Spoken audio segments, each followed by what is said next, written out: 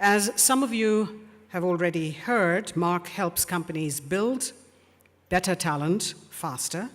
He helps the world's largest and most successful companies improve the quality and depth of their talent, and his consulting work focuses on creating effective talent strategies and detailed talent management process designs, all using the one-page talent management approach, which is simplicity, accountability, and transparency. Ladies and gentlemen, Mr. Mark Efron. Thank you, Rini. Good. Turn my switch on here. There we go. Good afternoon. I need more energy than that. Good afternoon. There we go. We have 45 minutes together. We have a fast-paced presentation, so I need your energy and your focus to make sure that we get through this on time. We have some good dialogue and some good questions. First, very happy to be here. I've been coming to India for, as I mentioned earlier, many years, and I'm always just very energized by the people that I meet and by the progress that the companies and the country continues to make. So very happy to be here. Where are my slides? There we go. Here's what I thought we would talk about today in our 45 minutes. So the theme of the conference really evolves around entrepreneurial thinking, how to build entrepreneurial companies. I wanted to talk a bit about what's after entrepreneurial, because as we all know, companies grow, companies mature, so we need to think through, well, entrepreneurial is great, but is that the end stage, or is there something after that? I want to talk about resetting the rules. Talk about a topic that sounds like the squishiest HR idea ever thought of, talent philosophy, but we'll talk about the fact that there's actually, it's really the foundation for everything else that you're doing in talent management and growing talent. And finally, we're going to talk about whether you're in an entrepreneurial environment or any other environment, how do you build better talent faster? And we'll talk about this approach called the talent production line that's going to allow you to hopefully accelerate the speed at which you grow great leaders. But let's start here. I am confused. And I'm confused because I'm a bit of a racing fan, and one of my favorite teams is the Red Bull team. And 2 weeks ago, Red Bull was out racing, and really smart driver in this car, very powerful car, came in first. I was very happy. So very smart driver, very powerful car. And then last week, exact same driver, exact same car, and the guy was dead last. And I couldn't figure it out. Actually, I think I have a picture from that event as well. I'm confused. Why wouldn't this smart driver in this powerful car win both of these races? Ideas? This is the audience participation part. Ideas? Shout it out. Different strokes for different folks? What else? Somebody else shout another answer. I can't see folks, so just shout it out. Louder? Different track. But he's a smart guy and it's a fast car. What, shouldn't it work? Okay. So maybe no matter how smart people are, no matter how capable they are in one environment, maybe in a different environment, they might not be able to win that race. I think that's part of the challenge as we think about entrepreneurial firms and what happens to them as they grow, is that the person who was brilliant in that entrepreneurial firm had very specific capabilities and qualities, which were probably exactly right for that environment, but may not be as appropriate going forward. So how do we think about that? How do we think about finding people who are right in one environment and understanding who's going to be right as that environment matures? And I thought we'd start with talking about, well, what do we know? What is scientifically proven? When I say science, I mean academic research, hard academic research. What's scientifically proven about why we succeed? Perhaps less than you might know, or less than you might expect. We know that about 25% of why any of us succeeds is just good old-fashioned intelligence. Just good old-fashioned IQ, about 25% is based on that. About 10% is based on personality. Not are you a nice person, not a nice person personality, but the psychological personality some of you might have studied in school, introversion, extroversion, openness to experience, those sorts of things. So about 25% intelligence, about 10% based on personality, and the remaining 65%, we simply don't know yet. Lots of very smart men and women have been studying this for many years, and we just don't really know what makes up the remainder of why we succeed. But in doing my research, I have a theory, and that is around what's called fit. Fit, how people fit with an organization is one of the best proven elements of why people succeed. So to the extent that you fit better with an organization or fit better in an environment, you are more likely to be successful. So if you fit well, you're likely to have increased commitment to that environment, you're likely to have increased performance and increased engagement in that environment. And that's great. So fit likely makes up a lot of that 65%, but when we say fit, well, what does that mean? Fit with what? Here's the way I look at fit. This is based on the academic research, based on my own research over the past 15 years. I think that people fit, especially at the senior levels of an organization, they fit with a company in two ways. First, they fit with the type of competitive advantage that organization is trying to achieve. And I think we can define competitive advantage as really having two anchors. One anchor being efficiency. So you're trying to be the lowest cost provider of a solution. You are focusing on supply chain, on cost management, on really innovative solutions to stay the lowest cost provider of any good or service. The other end of the spectrum, innovation, just what we've talked about this morning.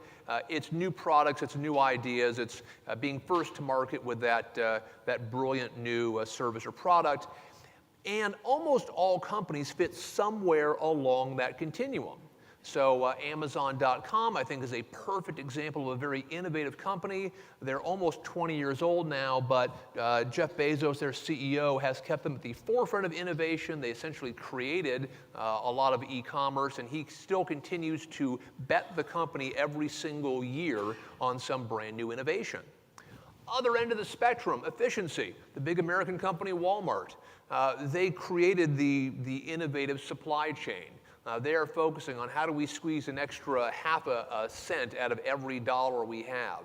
They're exquisitely focused on being the lowest cost provider of any good or service. So companies fit at some point along the continuum, but people also fit at some point along that continuum. So Jeff Bezos, CEO of Amazon.com, incredibly entrepreneurial guy, kind of that classic wacky entrepreneurial model, but also very, very bright guy. Extremely successful, has led Amazon from its founding.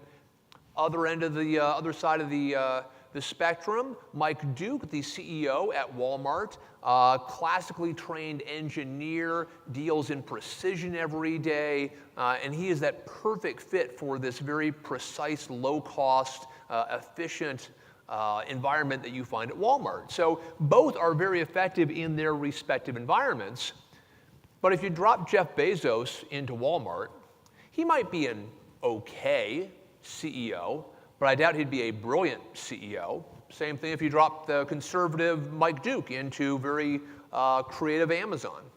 So people fit on that continuum, just like companies fit. So one way we fit, and we'll get into this in a bit more detail, one way we fit is with the competitive advantage that the organization is trying to achieve. The other way that we fit is going to be with the organization stability, or the amount of change that's happening in the company. So we all know that companies can either be very unstable or very stable. Stable typically means there's still some bumps, but it's not turmoil. We also, though, have likely met in our careers people who are very effective in unstable or rapidly changing companies. These are people who maybe are very effective communicators, a bit more charismatic than other folks, not afraid to drive change very aggressively, not too concerned with what the people around them are really thinking about their actions. People who really lead the troops up the hill. And there are a lot of people who are very effective in that more stable environment. They're great at executing day to day. They're good, loyal citizens of our organization and very valued.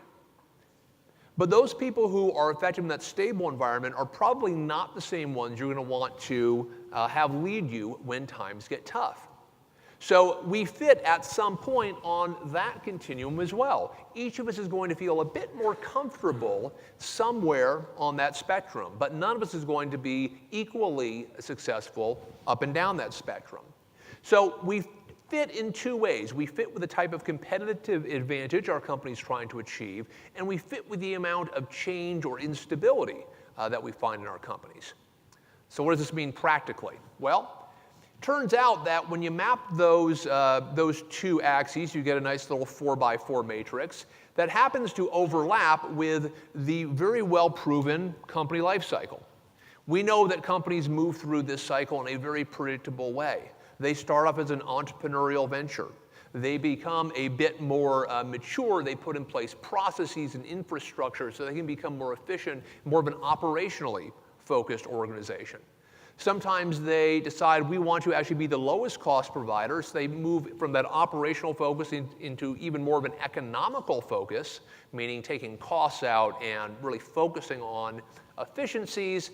And unfortunately, sometimes companies need to move into that revival state where you are turning the company around. It's a very unstable and really a huge focus on efficiency. So we know that companies move through that pattern in a very predictable way. So what are the implications? Well, depending on where you are on those axes, fit with competitive environment, fit with the amount of change happening, there are very different capabilities that are going to make you successful. So the same capabilities that would make you successful in a turnaround environment may be fundamentally different than the capabilities that make you successful in a entrepreneurial environment. What this suggests is that fit is what drives high potential. Fit is what drives someone to be successful, which means that if your company is in one place and you are located close to that company in terms of your fit with where that organization is, you're more likely to be high potential, more likely to be successful. But we know that company is going to shift, because companies do. Companies mature, companies evolve. People, on the other hand, don't move as quickly. So as that company evolves, if you were a great fit before, almost by definition, you might not be a great fit going forward. A couple of examples. Company who's done fit very, very well, IBM. So back in the mid-90s, IBM, some of you who are as old as me might remember, was going through some very tough times. Their business was almost failing. They had laid off hundreds of thousands of employees. And the board said, we need to shift our strategy. We need to become a innovative company, and we need to do that very quickly. They brought in a gentleman named Lou Gerstner to help them to do that. And Lou Gerstner did a brilliant job at righting that ship. He moved IBM into services, he revived the mainframe business, really did a brilliant job of radically changing that company in a short period of time. But Lou Gerstner was also smart enough to realize once you've changed that much, you need to then take a breath and try and reap a bit of that harvest, reap a bit of what you've sown. And so Lou retired, and they put in place, because the strategy shifted, someone who was a perfect fit for that strategy, a gentleman named Sam Palmisano. Now, if you meet Sam Palmisano, he is a very smart guy, perhaps not the most engaging, entertaining. He's a very kind of engineering-focused type of guy. He's not an entrepreneur, but he's a brilliant operator. And he led IBM very successfully, stock price increase, market share increase over a period of years. And when he retired just a year and a half ago, the board had a choice of who should be the next CEO. And they had two brilliant candidates. One was the CFO, very intelligent guy, very experienced, long history at IBM. One was someone who had been a sales leader for a lot of her career. Again, very smart, dedicated, longtime IBMer. Now, the strategy didn't change. The strategy was exactly where the strategy was. And a typical CFO profile is going to be more on the left-hand side of that chart. A typical sales profile is going to be more on the right-hand side of that chart. IBM made what I consider the right decision. They brought in a woman named Virginia Rometty to be the new CEO. And in my view right now, it's still a great fit. So IBM's done a masterful job of ensuring that as their company has moved, they have moved their CEOs appropriately to be the perfect fit for that particular scenario. Now, along with the good examples, it's always helpful to put out a bad example. Let's talk about, and I say this lovingly because they're one of my clients, Coca-Cola. Back in the mid-90s, Coke was at the beginning of what we call the Cola Wars in the US. So Coke and Pepsi were going head-to-head in a very direct way. And this was also the time when new beverages were starting to emerge. So bottled water was starting to be a big deal, and flavored waters and iced teas and things that were new to the market were a big deal. And so the Coke strategy was very much, we need to change our company to respond to these challenges, and we need to be very innovative to make sure we're getting new products out. And their CEO, Bob Guazzetta, unfortunately passed away very suddenly because of cancer. And the board put in place his hand-picked successor. Now remember, the strategy hadn't changed. Just because he passed away, the strategy of the company was still the same strategy. And they put in place a gentleman named Doug Ivester. Doug was the former CFO of the organization, or was the current CFO of the organization. Again, very smart guy, very capable.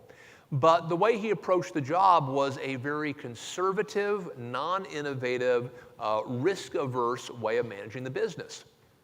Market share in Coke started to drop. Stock price of Coke started to drop. So after about 2 years, the board went out and found another CEO. Now, I'll remind you, the strategy hadn't changed.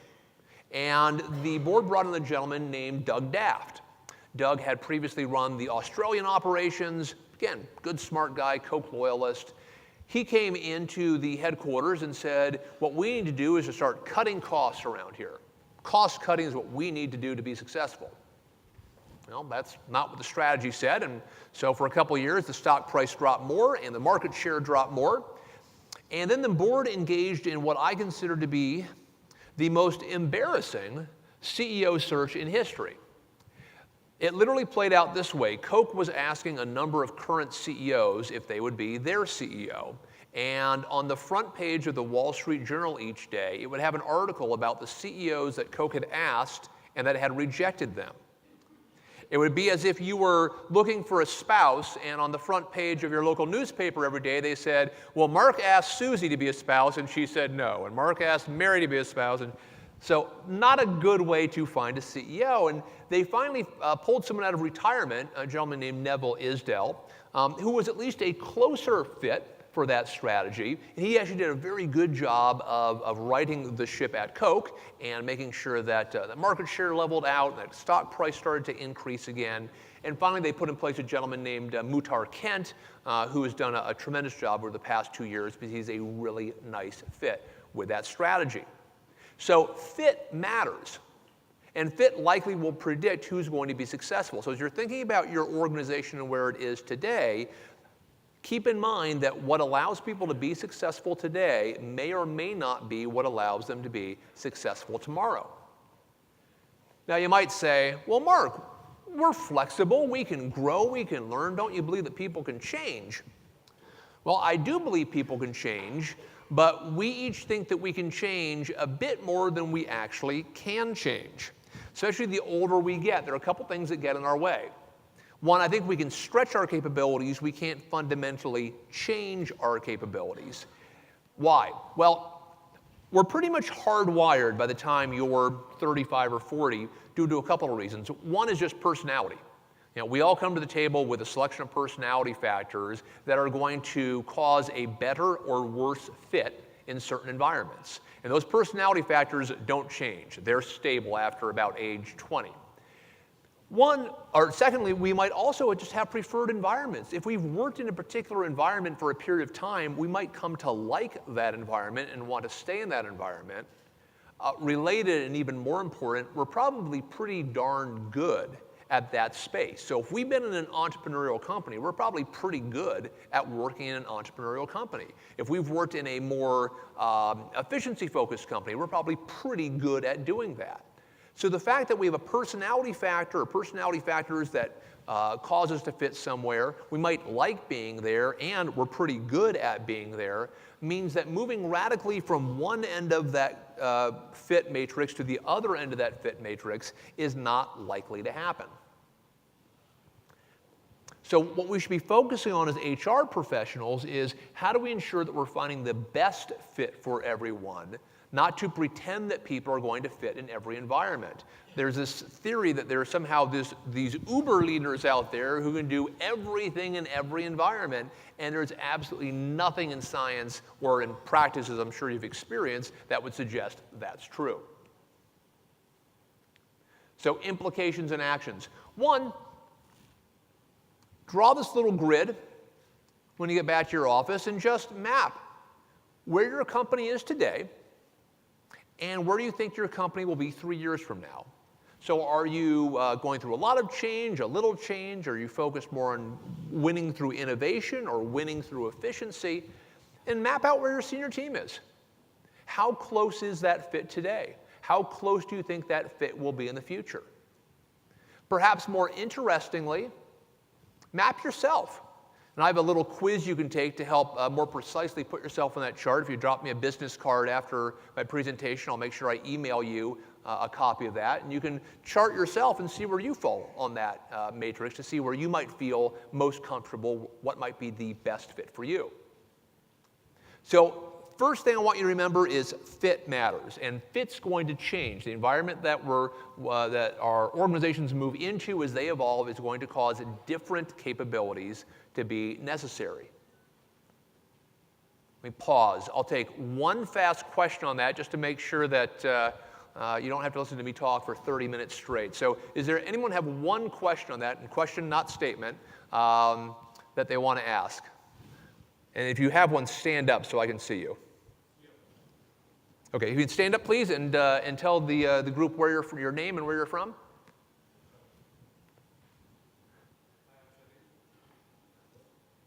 Well, can we get that mic on? There we go. I'm Shailendra from Accenture. Yes. Going back to what you said, there's something called contextual management style. When people change the style depending upon the context. This seems to be against that, what you're saying. So how do you correlate these two? I'm sorry, it was difficult to hear you up here. I'll come a little bit closer to you and probably hear you without the microphone. The mic seems to distort things. Try that again. There's something called the contextual management style, yes, where people change their management style depending upon the context. Yes. So how does this relate to what you are saying? Sure, so the question is around contextual management style, and can people change their style around the context? My view is, yes, we can all stretch a bit, but for the reasons I mentioned earlier, I think it's very difficult for us to change as much as we think we can. So we can all shift a little bit, we can act a little bit more entrepreneurial or a little more innovative, or if there's a lot of change, we can maybe do that for a while. But because a lot of the factors up here are hardwired, we're really doing what I would call suspending gravity. And it's kind of, yeah, you jump, but you got to come down. So you can operate in that style for a little while, but it's probably not going to be a natural or a comfortable style or one that you're going to be able to sustain over time. Great question. Thank you. So I'll take one question at the end of each of these, then we'll take a lot of questions at the end. So first thing I'd love for you to remember is that as a company's needs change, the types of leaders who will win there is going to change as well. What that suggests is that that game that the employees were playing might be a different game. And the challenge is that as our companies evolve, the rules of winning in our company evolve as well. But we oftentimes don't tell the employees, here's how the game has changed, so here's how the rules of success have changed. So let me ask you some questions. Now, I am sure your senior team has sat down, had a discussion about this question, and has come to a clear answer. Have they agreed to how long it's okay to be a 50th percentile performer in your company? Everyone's senior teams had that discussion, clear agreement? I don't see a lot of heads nodding up and down. Well, that's a hard question to start with, so we'll go to an easier question. Now, I am very confident that at some off-site meeting, your executive, your MD, or your CEO led his senior team in a discussion to decide how accountable managers are to develop their teams and what happens to them if they don't develop their teams. Everyone's senior team had that discussion? Well, I'm not seeing a lot of heads nodding up and down on that one either. Well, two hard questions in a row. That's not fair. We'll go to an easier question. Now, I am sure that you must have come to agreement in your company about how transparent managers should be with their direct reports about their potential to advance in the company. Very explicit and direct conversations. Okay, a couple of yeses. Well, that's good. Well, if you couldn't answer affirmatively to these three questions, don't worry, very few companies can or have had these discussions. The challenge is that each of us has a personal opinion or a personal answer to each of those questions. We each have a personal view of the way that we should be managing people. And our executives each walk in the door every day with a personal view about the right way to manage people. Here's the challenge. Is if you don't have a shared talent philosophy, and that's what those questions really get to. What's your talent philosophy?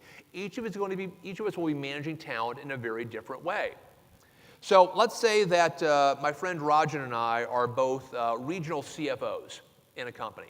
And Rajan believes in developing broad global finance talent. So he makes sure that the finance talent in his group moves around the globe, that they get exposure to other parts of the business, that he's always challenging them to be business people first and finance people second. And that's great. And I'm more conservative as a finance leader. I want to make sure my people are really deep in tax and accounting and FP&A. And so I make sure my people are really deep technical experts. And if they learn more about the company, that's great. But let's make sure they do their jobs first.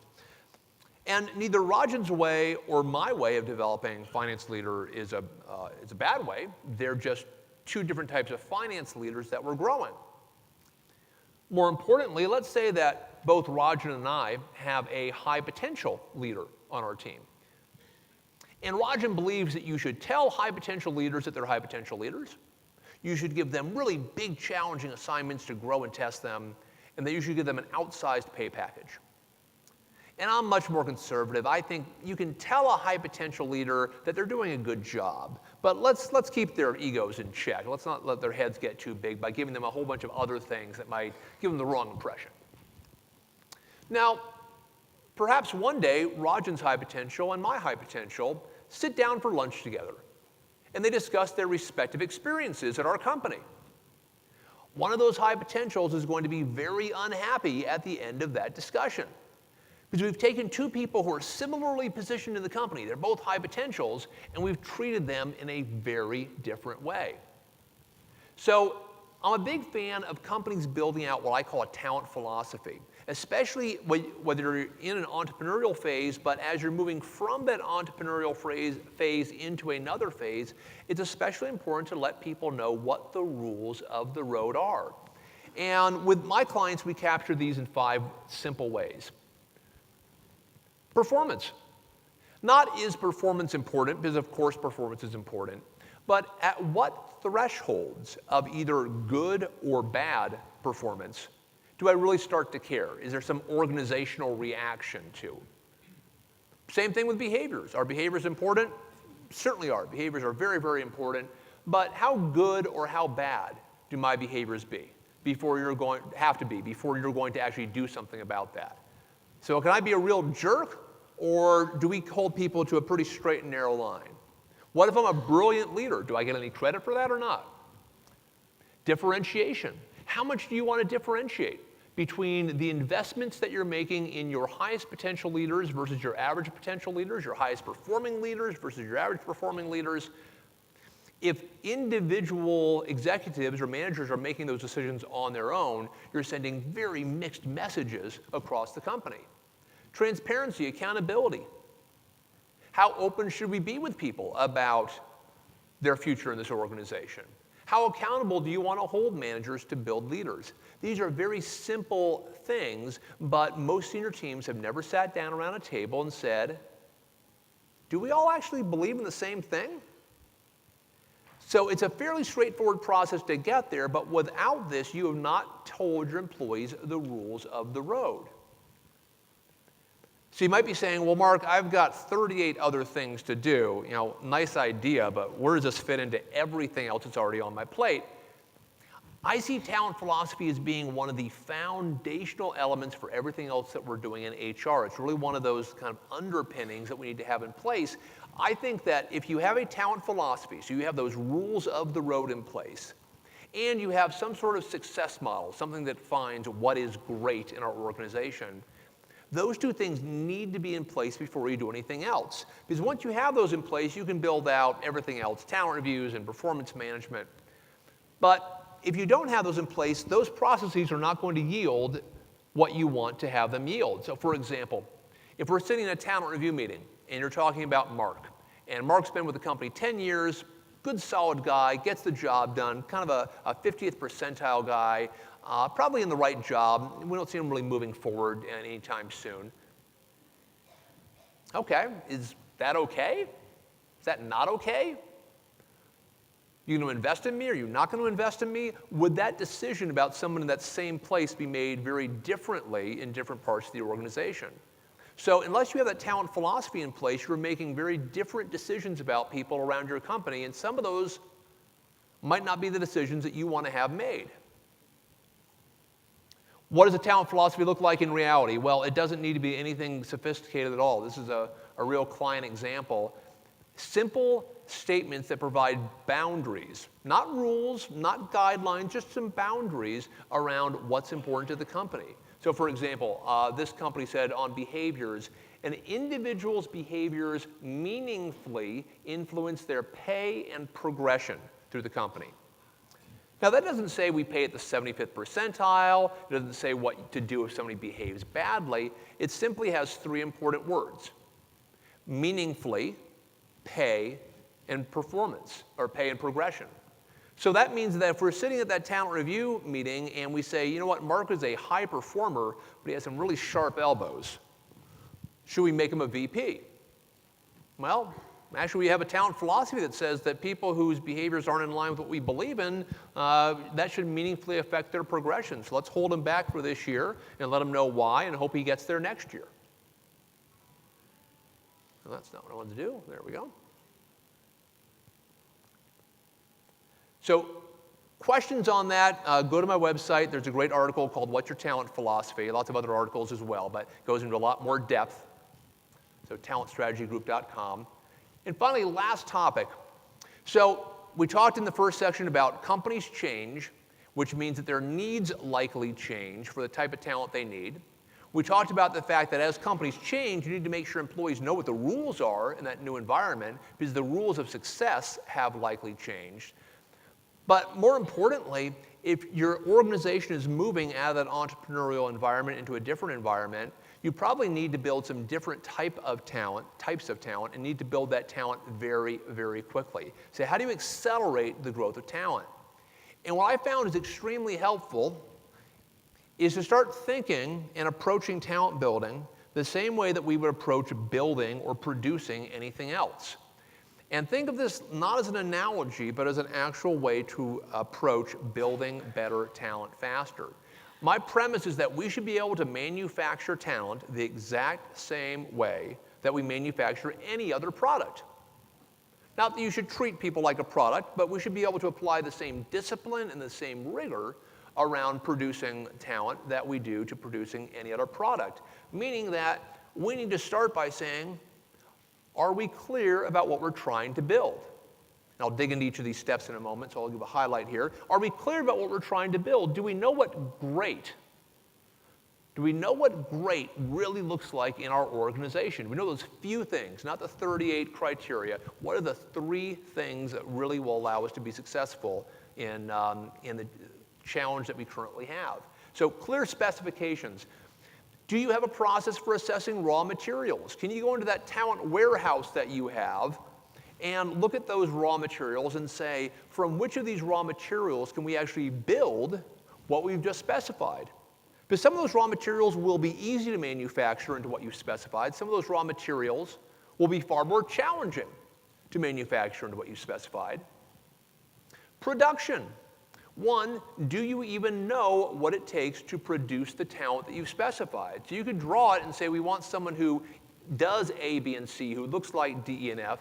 Do you know how to build that talent? And do you have the machinery in place to build that talent?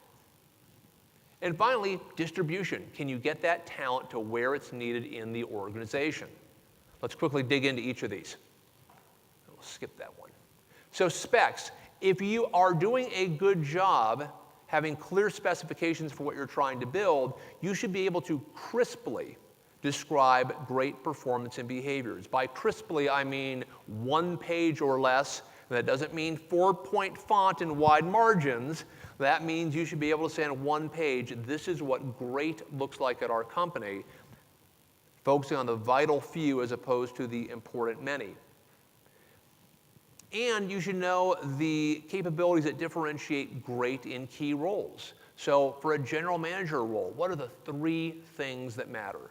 Not the list of technical specifications or pleasant managerial behaviors, but what are the few characteristics that truly differentiate great? My experience with my larger global clients is they still don't have this down, and I guess mid-size and smaller firms probably don't either. So specs, pretty clear. Raw materials. If you have the raw material stage of manufacturing down well in that talent production line, you have a regular and disciplined process to assess talent against those specifications. Now, that might be your talent review meeting, it might be something else, but it's a regular and disciplined process. More importantly, it's a predictive process. So it's lovely to have a discussion about people once a year and say, I think this guy can go here and that gal can go there. How predictively accurate are you? If you say someone can move 2 levels in 5 years, 5 years from now, are you going to be right about that? Because you're likely going to be putting some extra resources, some extra investment into those folks, and you don't want to waste that investment. So how accurate is that assessment process? Production. If you're doing this well, you know exactly how to produce the talent that you need. So if I'm producing a car door, I know that car door needs to start as a sheet of metal, and it needs to go through a stamping, a punching, a polishing, a painting machine, and out the other end comes a car door. If you're trying to manufacture a general manager or a leader or any other position, do you understand the series of steps it's going to take to get them there? Secondly, do you have that machinery available? So it's great you know how to do it. Great starting place. Do you actually have the machinery in place, whether that's the experiences or the education or whatever it's going to take to build that leader? Do you have it available? And finally, if you have it available, that's great as well. Are you moving people down that production line? Are people actually moving through those series of experiences or exposures or education where they become better?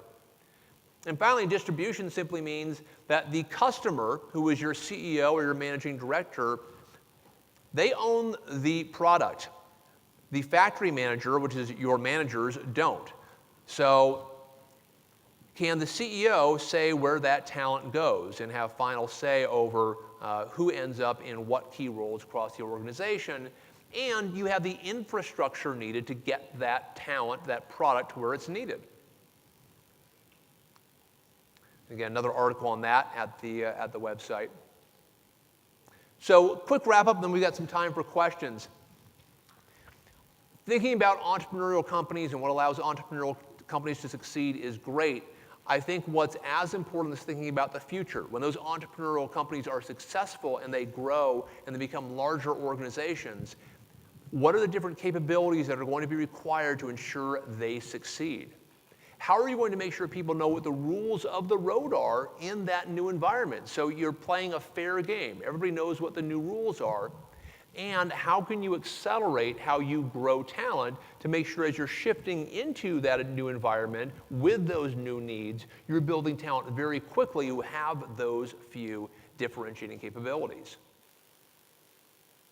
So that's kind of the quick presentation. I have 5 minutes left. I'll probably beg that to be 7 minutes for questions. And again, same as before, if you have a question, please stand up so we know that you have a question, and we will we'll run a microphone over to you. So, questions? If you have, stand, please. Wait for the microphone. And if you can say your name and the company that you're with, Yeah, please. my name is Nilakshi, and I represent an organization called Trump Trainers and Consultants. Okay.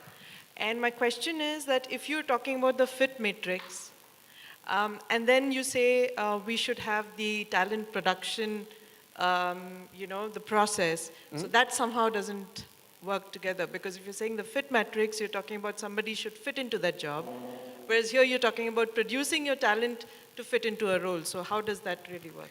So you should be producing the talent for the state that you're moving towards. So if you're in an entrepreneurial organization, you know that we need people who are fast-moving and flexible and creative thinkers.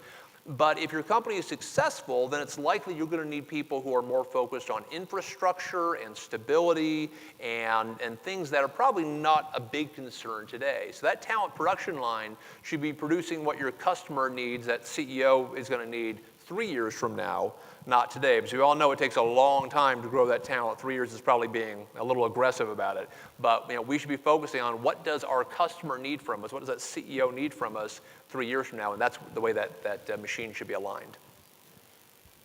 Other questions? You stand up, and we'll get a mic to you, wherever the microphones are.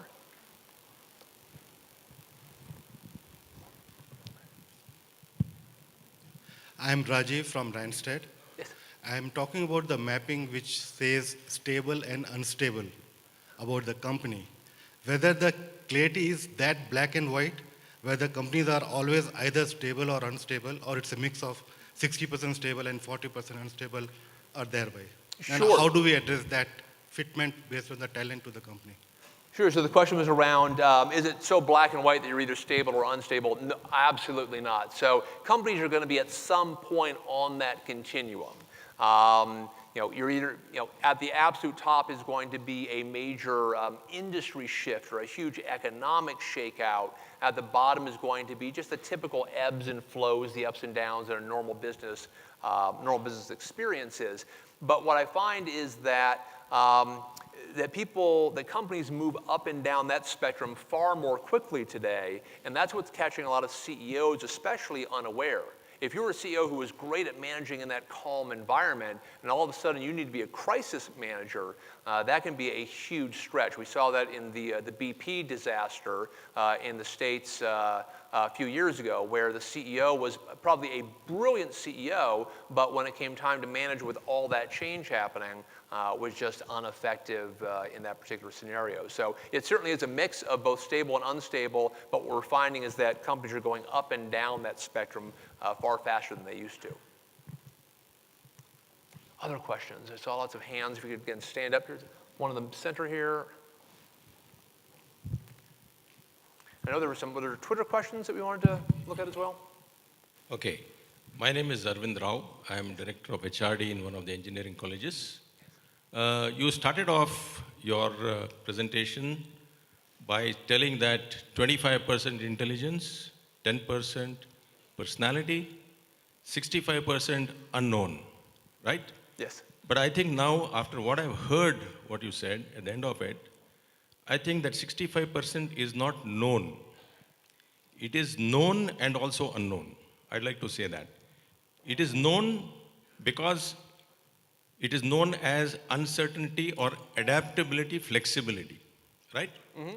So you know it as adaptability and flexibility, but it is unknown because you don't know what is that flexibility which you need to do or how you need to adapt. That is unknown. So I think this is what we need to understand. And you were talking about the fit. I don't think there's anything as an absolute fit. I think we need to talk about a loosely flexible fit as we go along. Because the organization, as you said, is always changing, right? Organization is undergoing a change throughout the life cycle. So the fit has to be a flexible fit. If it is not a flexible fit, that is the person fitting has to be flexible. If it doesn't fit that way, then you go for a change. So this is what I just wanted to. No, great point, and I agree. We should all be as flexible as we can be. We don't want to replace everyone in the company every time the company changes. What I do want to stress, though, is that we're all far less flexible than we might think.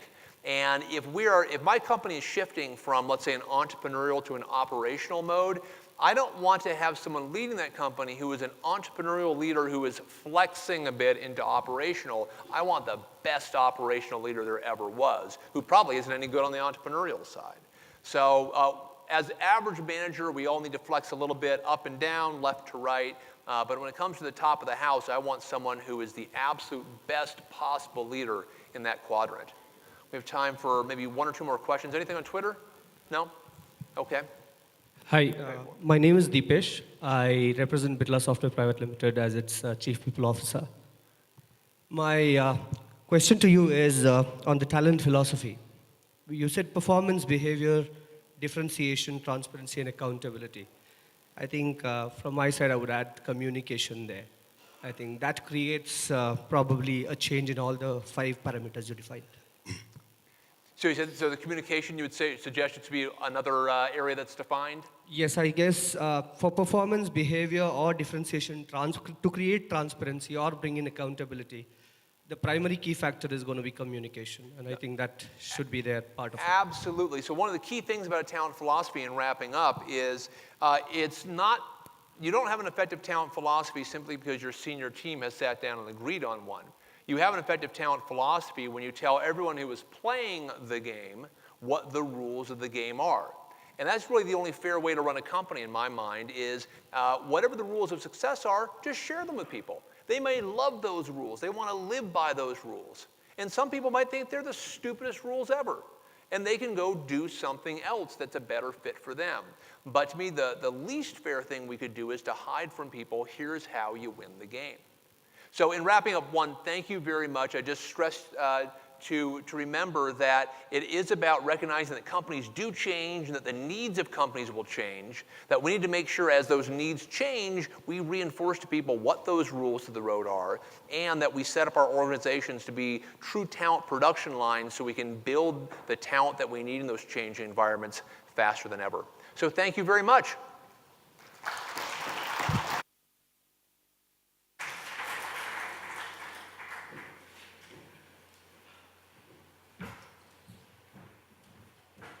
Thank you very much. Of course, Mr. Efron is available the rest of the day to answer any questions offline. So we're on to our next session, which is on scaling the entrepreneurial spirit. And our panelists will examine the issues businesses in the early stages that they face and the challenge in attracting talent, building HR processes, creating an employer brand, and reaching scale while maintaining the energy of a startup. Our speakers are Mr. Ravi C. Dasgupta. If I could request Mr. Dasgupta to please come up. The Group Head, HR Biocon. Professor K. Kumar, Professor of Entrepreneurship at the N.S. Raghavan Center for Entrepreneurial Learning, IIM Bangalore. Mr. Ajay Kelkar, Co-founder and COO, Hansa Security. Mr. Raghavendran K., Vice President and Head HR Infosys BPO.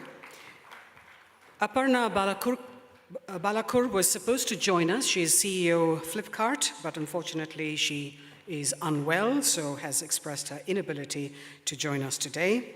Our moderator is Mr. Indranil Chakraborty, founder The Storyworks. I'll just quickly introduce all the speakers to you. Mr. Dasgupta, Group Head HR Biocon, has over 2.5 decades of experience in human resource management and has worked in various sectors like paints and engineering in the initial part of his career before moving to the pharmaceutical industry. He's handled a specialist HRD role in a pharmaceutical multinational, looking after recruitment, training, performance management, compensation, and job evaluation before taking on the role of HR director in another pharmaceutical MNC. At Biocon, he's responsible for corporate human resources, as well as mentoring the HR teams of the group companies. Professor Kumar is the Professor of Entrepreneurship at the N.S. Raghavan Center for Entrepreneurial Learning at IIM Bangalore. He joined IIM Bangalore after 16 years of experience in the industry, having held positions as CEO, President, and Management Consultant in reputed organizations. Professor Kumar has served as Visiting Professor of Corporate Strategy and Policy at IIMB before becoming the Professor of Entrepreneurship.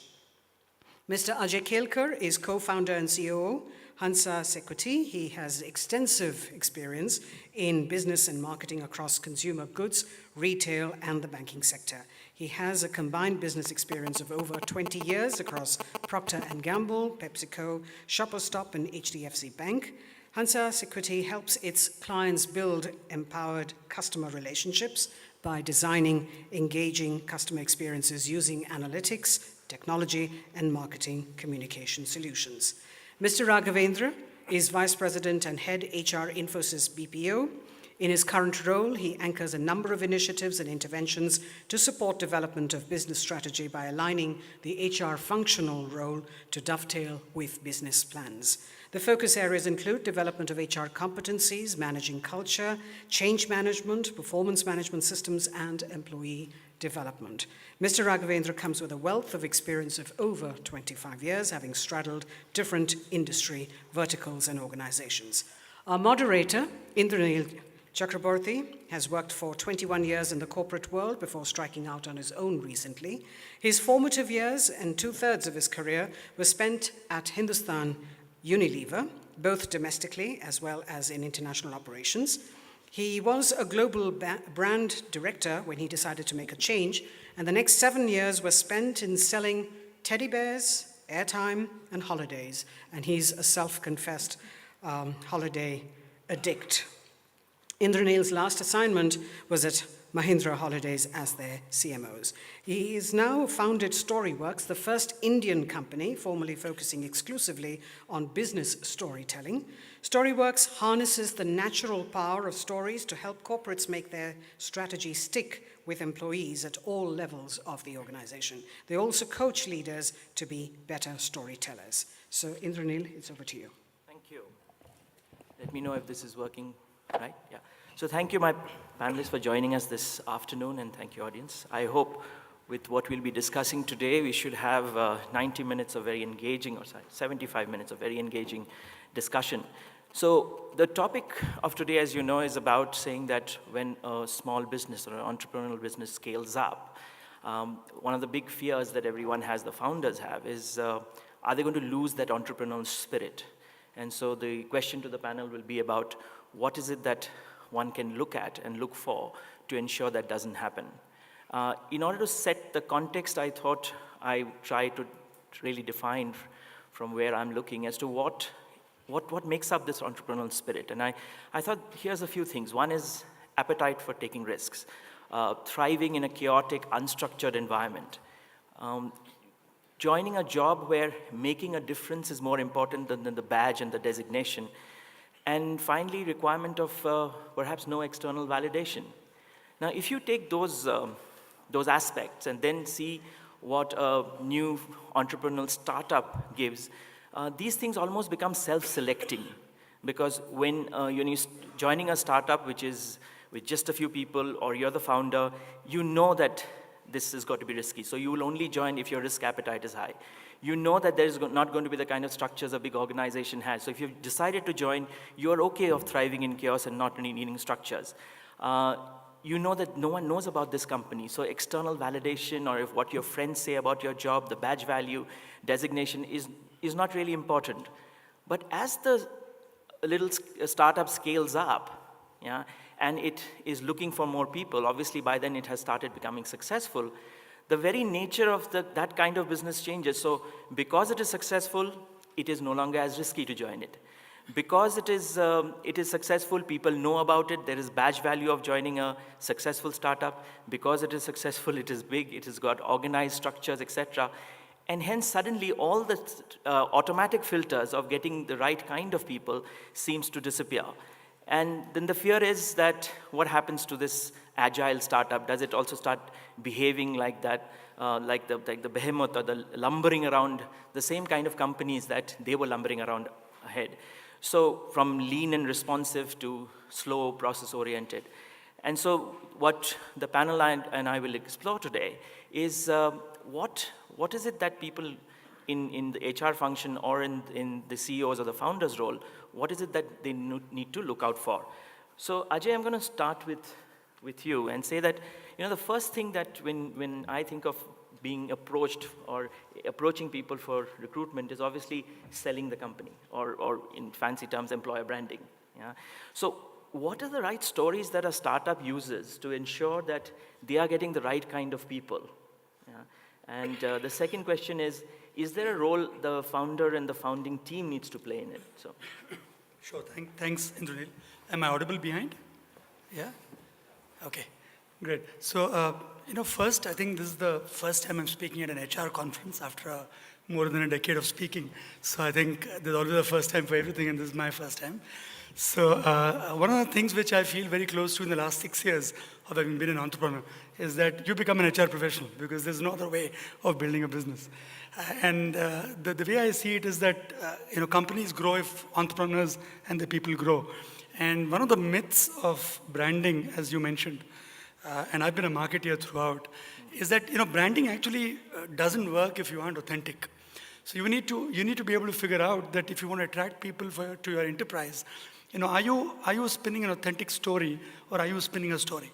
I think that's fundamental to any mode of attraction. And when you're a small company, it tends to be more often than not that the company still hasn't formed a soul of itself. And really speaking, the attraction for this company or for the industry that the company is trying to create is really a lot about the entrepreneurs themselves. In my case, it was me and my partner, Swami, who started this venture. So to a large extent, you need to be authentic to what you believe in, and try and address issues of how will you attract people for a venture like that. And I had a very interesting learning, actually. And when I think back for the last 6 years, I did it all wrong, actually. I have a ex-employee over here in the audience, and I'm sure he'll validate that. I think we did it all wrong. And the fact was that, to my mind, when you market and try to build a brand, you tend to spend a lot more time talking about what are those great things about what your venture is going to be. What is that new industry you're creating? What is that compelling value proposition that you have for people? And you forget that the one constant in an entrepreneur's journey is change. So more often than not, what you spelled out as your vision there's a plan A, plan B, plan C, which starts to take hold.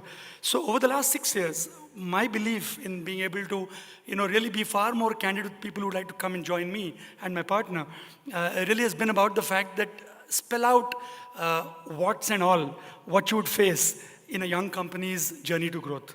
And to my mind, that's far more powerful and far more authentic in attracting people who we believe have been value to us, rather than going out there and building, in traditional marketing sense, a brand. Just one more of that follow-up question is, what is the role of the founders in all this? So right. So I think it's the most critical role really is of the founders, because your company is only as authentic as you yourself are. And if you aren't going to be able to walk the talk, if you speak to a prospective employee and say, authority and hierarchy don't matter, and the moment he comes in, if you want him to address you as sir, you set off right on the wrong note. So I think more critically, the entrepreneur needs to live that journey of being able to try and understand who are the people who are ready to leave the corporate world to come to a smaller, young company, because not everybody's ready. So to be able to identify that and to have that instinct and intuition about people themselves, and sometimes tell them that, look, you're not ready for our situation right now. Because companies and managers get used to working within a large scaffolding. The fact that you have an HR function, the fact that you've got a large organized system and processes are scaffoldings that you have. In young companies, that sometimes is not there. So as a promoter, as an entrepreneur, it's very important for you to own that accountability. That, do you believe this person is truly ready? You may want those skills, but I think it's important for you to share that at that stage. That's nice. So Ravi, I'm going to bring you in at this point. And once you've sort of done your sales, the story, yep, authentically, etc. The way I imagine is when the startup starts, the founder or the founding team have the ability and the desire to be sitting in for every interview. There has to come a time when that is no longer feasible and possible. How does a company ensure that what the founders were seeing from their eyes continues to be the benchmark through which the recruitment continues as the scale-up happens? In general, I'll probably just start by sharing my experience when I joined Biocon. One of the first things that happened early in 2007 when I joined was Kiran called me into her room, sat me down, explained to me what she expected from the role that I was going to play.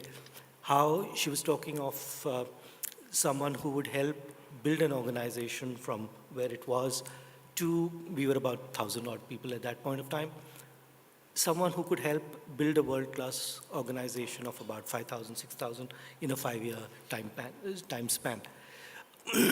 And similarly, she talked about the kind of qualities she expected from people. And I also talked to several other of the senior leadership and got an understanding of the kind of things that really worked in an organization like ours. So basically, I think one of the most important things that you need when you are hiring people initially is that they need to be scalable. Because clearly, in early days, you may not be able to get the best talent today. But it should be someone who has ability. It should be someone who has very strong passion. It should be someone who has a belief in themselves, someone who is ready to take ownership and build something. Unless you get people who are passionate about building things, who are buying into the vision and ready to partner in the journey, you're not really going to have the kind of people who will help to make an organization scale up. So I think these are the kind of things that you really need to look for. And similarly, within, as I built the HR team, each of the people I would bring in, I would tell them, okay, this is what I want you to do. This is what the situation is. And exactly like Ajay said, I mean, you need to give them a story, but they also need to know that when they land in the organization, that the story has to be consistent with what they experience.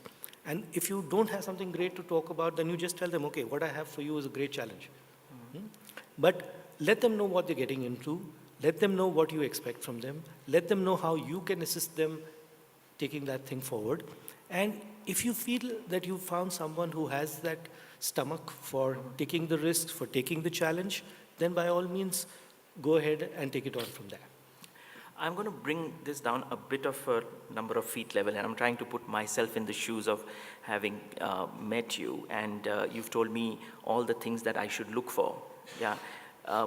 My question is that if I come and ask you, but how am I supposed to look for these things? Is there something that you use in your company to help?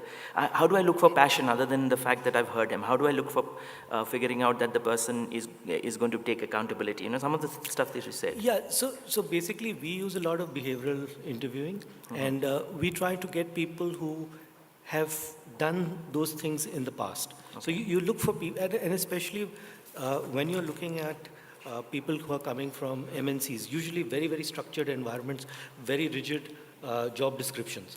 Inevitably, these people will keep asking you, send me the JD, send me the JD, send me the JD. You send them the JD, then they'll say, oh, but it's only so much. What else is there? And frankly, we know that today's JD and what you're going to do 2 years down the line is going to be vastly different. So you have to be ready to go and make that job what it can be. And people who want structure probably will not work in an entrepreneurial setup at all. So the JD is one sort of filter in that sense. Hmm? So Raghu, I'm going to bring you in on a very specific question. And when I look at startups, largely are reasonably young people. Yeah? And the kind of people they bring on board in the beginning are largely young people. But as they scale up, clearly they now need to bring in people at different roles, more experienced and stuff like that. Now, in India, there's this huge thing about who am I reporting to? In some places, which batch is he from? What is your view on how does a startup which is scaling up address this situation where they need that guy, but there's this thing of he has got to report to someone 10 years his junior. So is there some thoughts? I don't think, first of all, good afternoon. And the way I would look at it is that there is no set formula in terms of how you can say this is the way to go forward. Then it kills the very entrepreneurial spirit we are speaking of.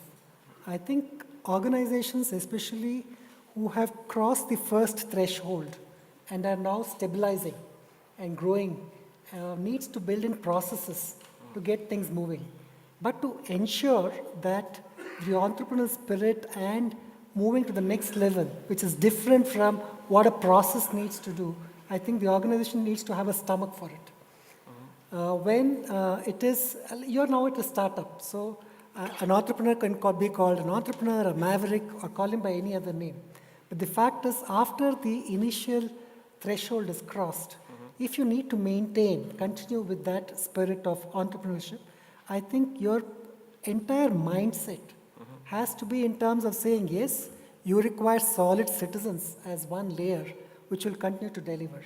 But then, as the entrepreneur, a person would need to have very clear in his or her mind that there are a different set of rules which will operate for that group of people.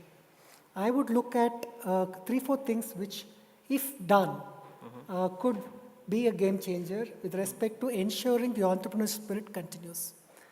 What Ben Casinocha says, that there should be something called the tour of duty. That is, you don't sign employees for life. I think the concept of loyalty is dead as far as an entrepreneurial organization is concerned. So then you sign in a person for, say, 3 to 4 years and say, this is the time frame with which you will operate. And when you get a person, say, for 3 to 4 years, then the regular grades, levels don't apply. And 3 is in terms of where compensation is stagnant, jobs are not permanent. The solid citizen will clearly look at the person coming in as that, if I have to be there, then I don't have a secure job. So in terms of dissemination, that while we require solid citizens in the organization, if I'm going to do something which is different, which is the need of the hour, what the customer demands, and what your organization needs to be known for, then there'll be a set of people who will come in as what you call a maverick or an entrepreneur or whatever it is. So you do a tour of duty where you have a contract in terms of 3, 4, 5 years, which a person will exist. That's at one end.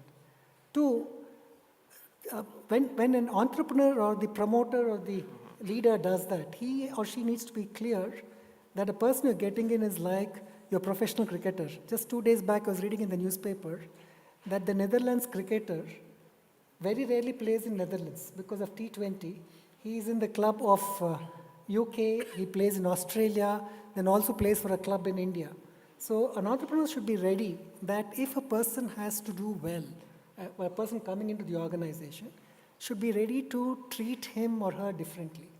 So whether it's in terms of compensation, working hours, stock options, you can name whatever it is, I think the treatment for that individual should be absolutely clear.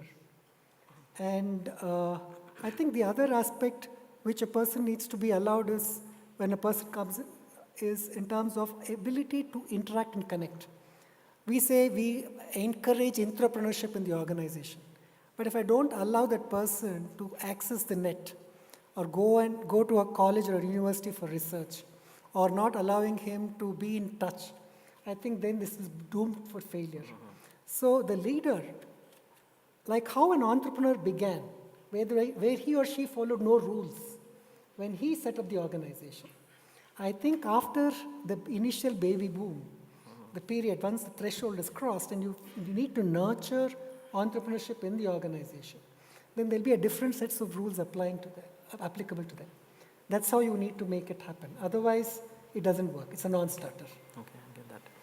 So, Professor Kumar, I'm going to move a bit to the skills and competencies of the leader. So, from all the work that you've done and all the studies, if you look at for the senior leaders, the founder and senior leaders, what are the skills and competencies they need to create, to display, to create and sustain this spirit in the organization? I mean, when an entrepreneur first starts, he could be any, with any number of years of experience. But if you had to build some skills and competencies which helps create this culture, what are the challenges and what do you say on that?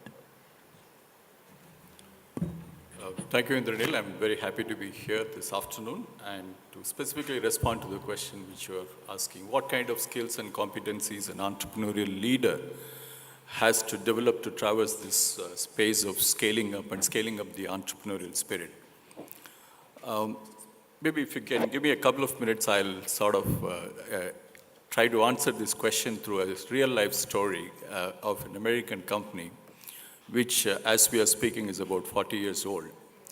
But if you look at the first 15 years of that company's existence, this particular leader, the entrepreneurial leader who started the company, what in retrospect we are able to see as cloning entrepreneurial spirit rather than scaling entrepreneurial spirit, okay? He started the company as a single person. He found a market opportunity where he could go and provide payroll services to small companies which are less than 50 people in strength. And his entrepreneurial instinct showed up when he was working in a similar organization which was providing same services to large companies. He tried to tell them that there is a big market available if you try to focus on the smaller companies, but his employer would not have anything of that. He said, our existing business is fine, so forget about it. So he came out and he started this service with the sole intention of living in one small city and then running a business which will sort of make him have a comfortable lifestyle and a decent amount of current income. That's how he started. Then one thing led to another. After about 3 or 4 years of struggle, he managed to break even the business.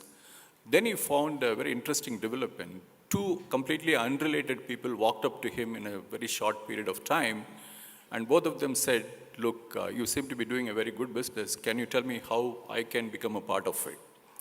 And one of the 2 people was a person whom he had recruited and trained in his previous job.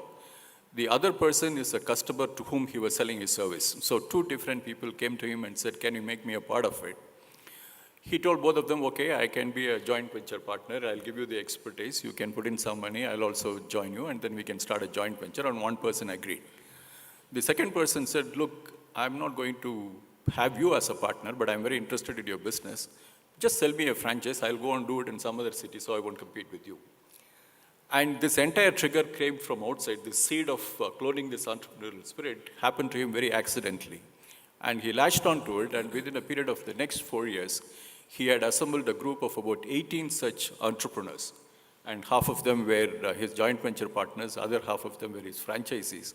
And he had the same operation running in 18 different places, and each one of them being run by a specific entrepreneur whom he was trying to support and build their business. Then he sits back and looks at the whole business, and he finds that even though all these 18 people have come to him with wearing the badge of an entrepreneur, he realized that people had different levels of aspiration and different kinds of skills. Some of them didn't want to grow very big. Some of them really wanted to go big. Some of them were very good in going out and getting new customers, but very poor in execution. There were other set of people who were extremely good in execution, but they wouldn't get out of the place and then go and get new customers. He found this complete anomaly amongst these self-proclaimed entrepreneurs who started working with him. Then again, he gets an idea from outside from one of his 18 partners, and that person says, why don't we just consolidate this whole operation and make it a bigger company and then take that company public? So he goes through a very interesting phase of selling this idea to all the 18 entrepreneurs. Mind you, he has brought all of them by telling them you'll be entrepreneurs, you'll be your own boss, you will have all the freedom. And then suddenly 4 years later, he turns the story on its head and then says, now you're all going to become a part of a large organization. And the only way he tries to convince them is by saying, like, you can continue to do whatever you're doing, but the very freedom which you're seeking through this entrepreneurial life is going to elude you if you remain at this size and at this level of insignificance. So you have to become big. You have to find opportunities in the marketplace where you can encash all the effort which you have done, and you can become, you have to gather liquid assets. That's how he sells it to them. All the people agree. And then the problem starts. After he consolidated all these 18 people, then his next goalpost was to take the company public. In the process, he found some of the entrepreneurs who were not able to meet the newer demands, they themselves dropped out. But the saving grace was he ensured that none of them who dropped out, all the people who dropped out were allowed to keep their shares in the company. So he brought in a new set of people, he created a professional sales organization, and took the company public in another 4 years' time. When the company actually went public, every one of those original 18 people who joined him to take the company to the next level were all millionaires. When I checked on this company about 2 years back, their market cap was close to about $13 billion. Okay?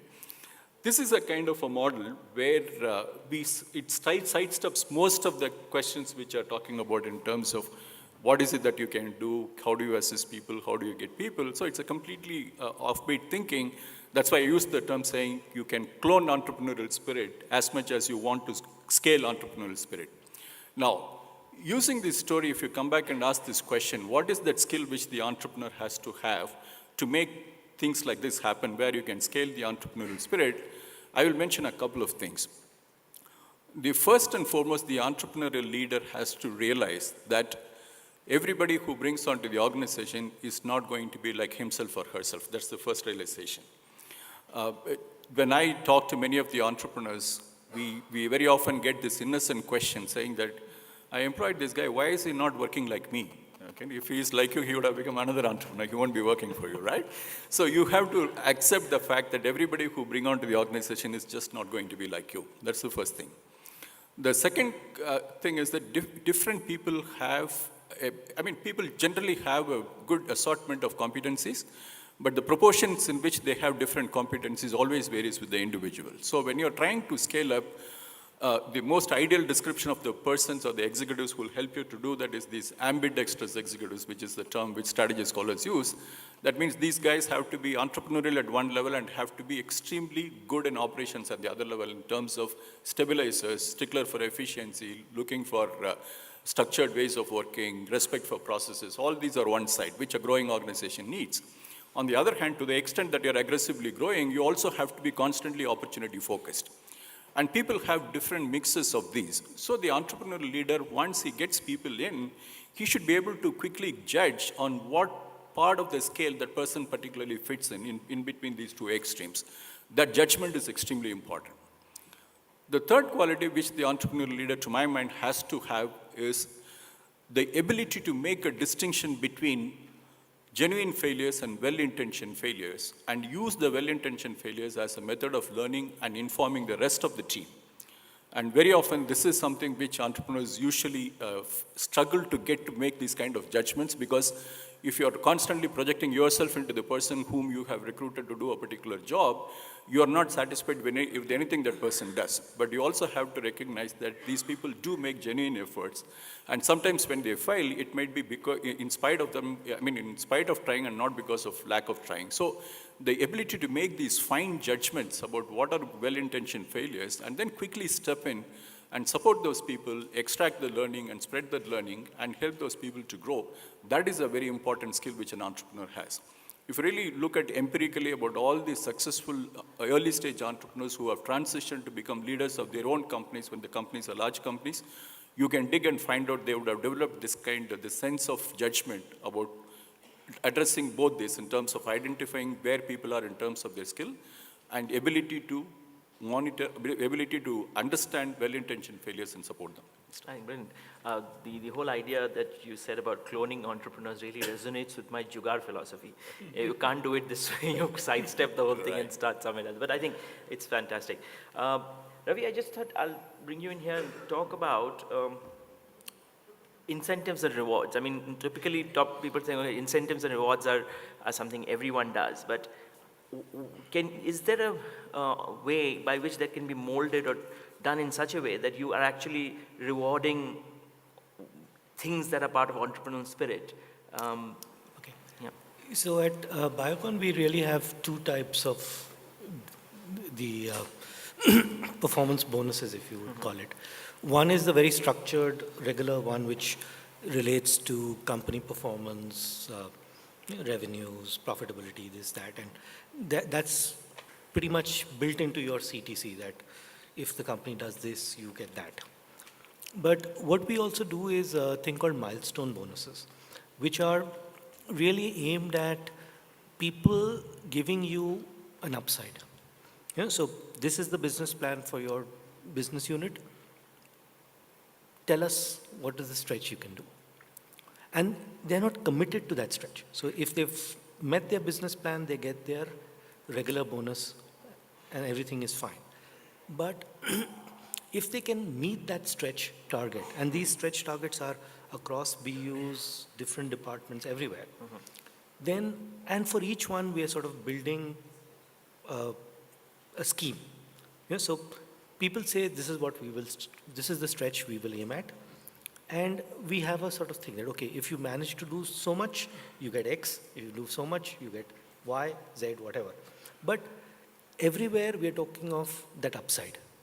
You go beyond your targets, you stretch beyond your targets, then we will additionally incentivize you. So that's really how you ensure that everyone is wholeheartedly doing his best to actually try and contribute to this kind of stretch. And that's how you can really grow rapidly.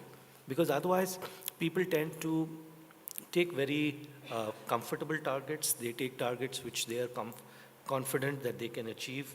And they will do it. Maybe they'll give you 105% of it, and then what's the big deal? So if you really want to grow as an organization, you have something which is part of regular salary structure, but you have something which you're ready to give over and above if somebody really stretches and gives you that something extra. Right. I have a little story here, which is, when I left an organization and started up, I was introducing myself to everyone as an entrepreneur. And then someone told me that I did not deserve the right to be calling myself entrepreneur because he didn't see any risk in my business because he thought it would be successful. And he says, you can only call yourself self-employed. I thought that was... So now, Ajay, I'm going to bring you in saying that, you talked about the fact that when you get people, yeah, and as you scale up, you need to get people at different levels of the organizations. And some of them come from large organizations with, I like the word you use, scaffolding, or support there. What are the kind of training, mentoring, coaching things that you've tried at Sequity that has helped you integrate these people into a very different culture where, which you started with, let's say? So I think, one of the key challenges that I saw, and I'm sure many entrepreneurs see, is the fact that, when people come in, sometimes they don't even sense that they need to be mentored. Because someone has come from Unilever and he's managed a large job, and come from P&G, he's managed a large job. At that stage, he doesn't sense that he needs to be mentored. So I think it starts a step before the public act of mentoring to create the context where he starts to understand how he should not disenable. Because one big problem you face in a small company is that someone comes in and something as well-meaning as a incentive structure can be extremely constraining because it tends to converge your mind and not diverge it. So for a young company, you need creative problem-solving solutions. So I think one is that to be able to create conversations with employees which are actually not linked directly to targets or directly to some of the business-oriented goals that you may have. And then I'll give a humorous example on this. Often there's this saying that companies have this challenge of, you grow or you die.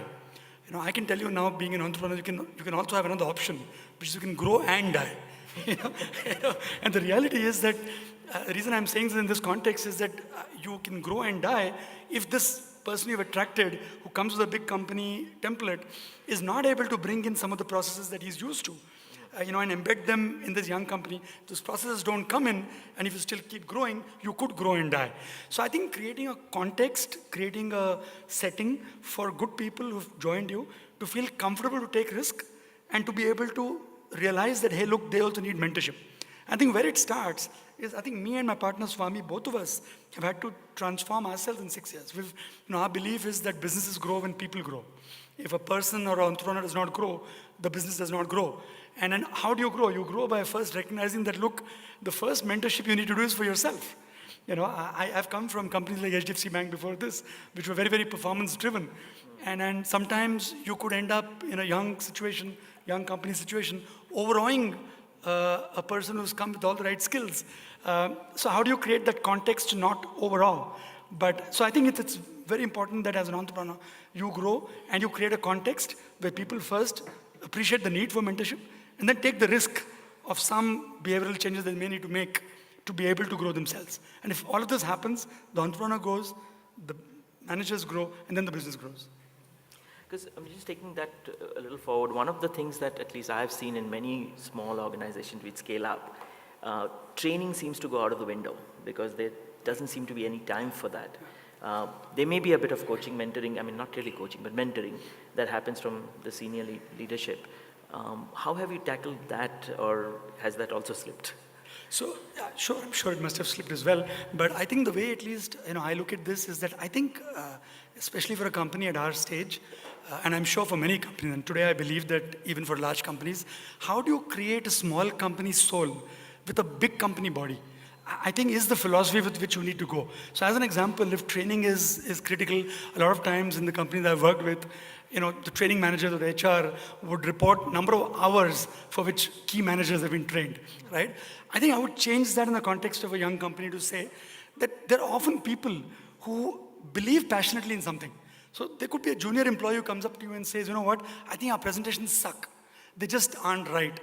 And then if you're able to create that context for him or her to say, hey, look, why don't you have some sessions telling people what is the right way to present?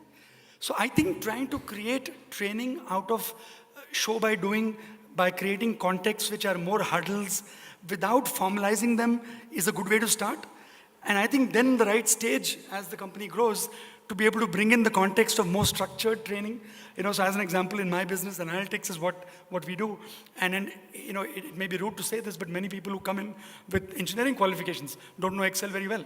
But how do you go and tell a young employee that, look, you don't know enough Excel to even do the analytics that you need to do? So how do you then get the team leader to understand that the training he needs to do is on the job? It's actually telling him about this VLOOKUP or this pivot and how do you do it. So I think it's a combination of picking some things which need to be templated and some which need to be more mentorship driven. Evolved kind of thing, yeah. Raghu, I would imagine that, an industry like yours, the attrition rate is something that is a challenge. And which means that your sort of talent acquisition rate is a challenge as well.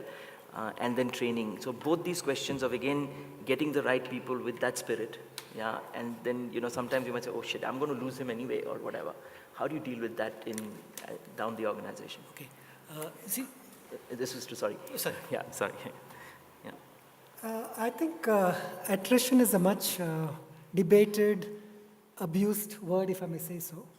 When we speak of attrition, it is basically, from an industry perspective, and more so ours, is at the 0 to 6 to 9 months group of people at entry level.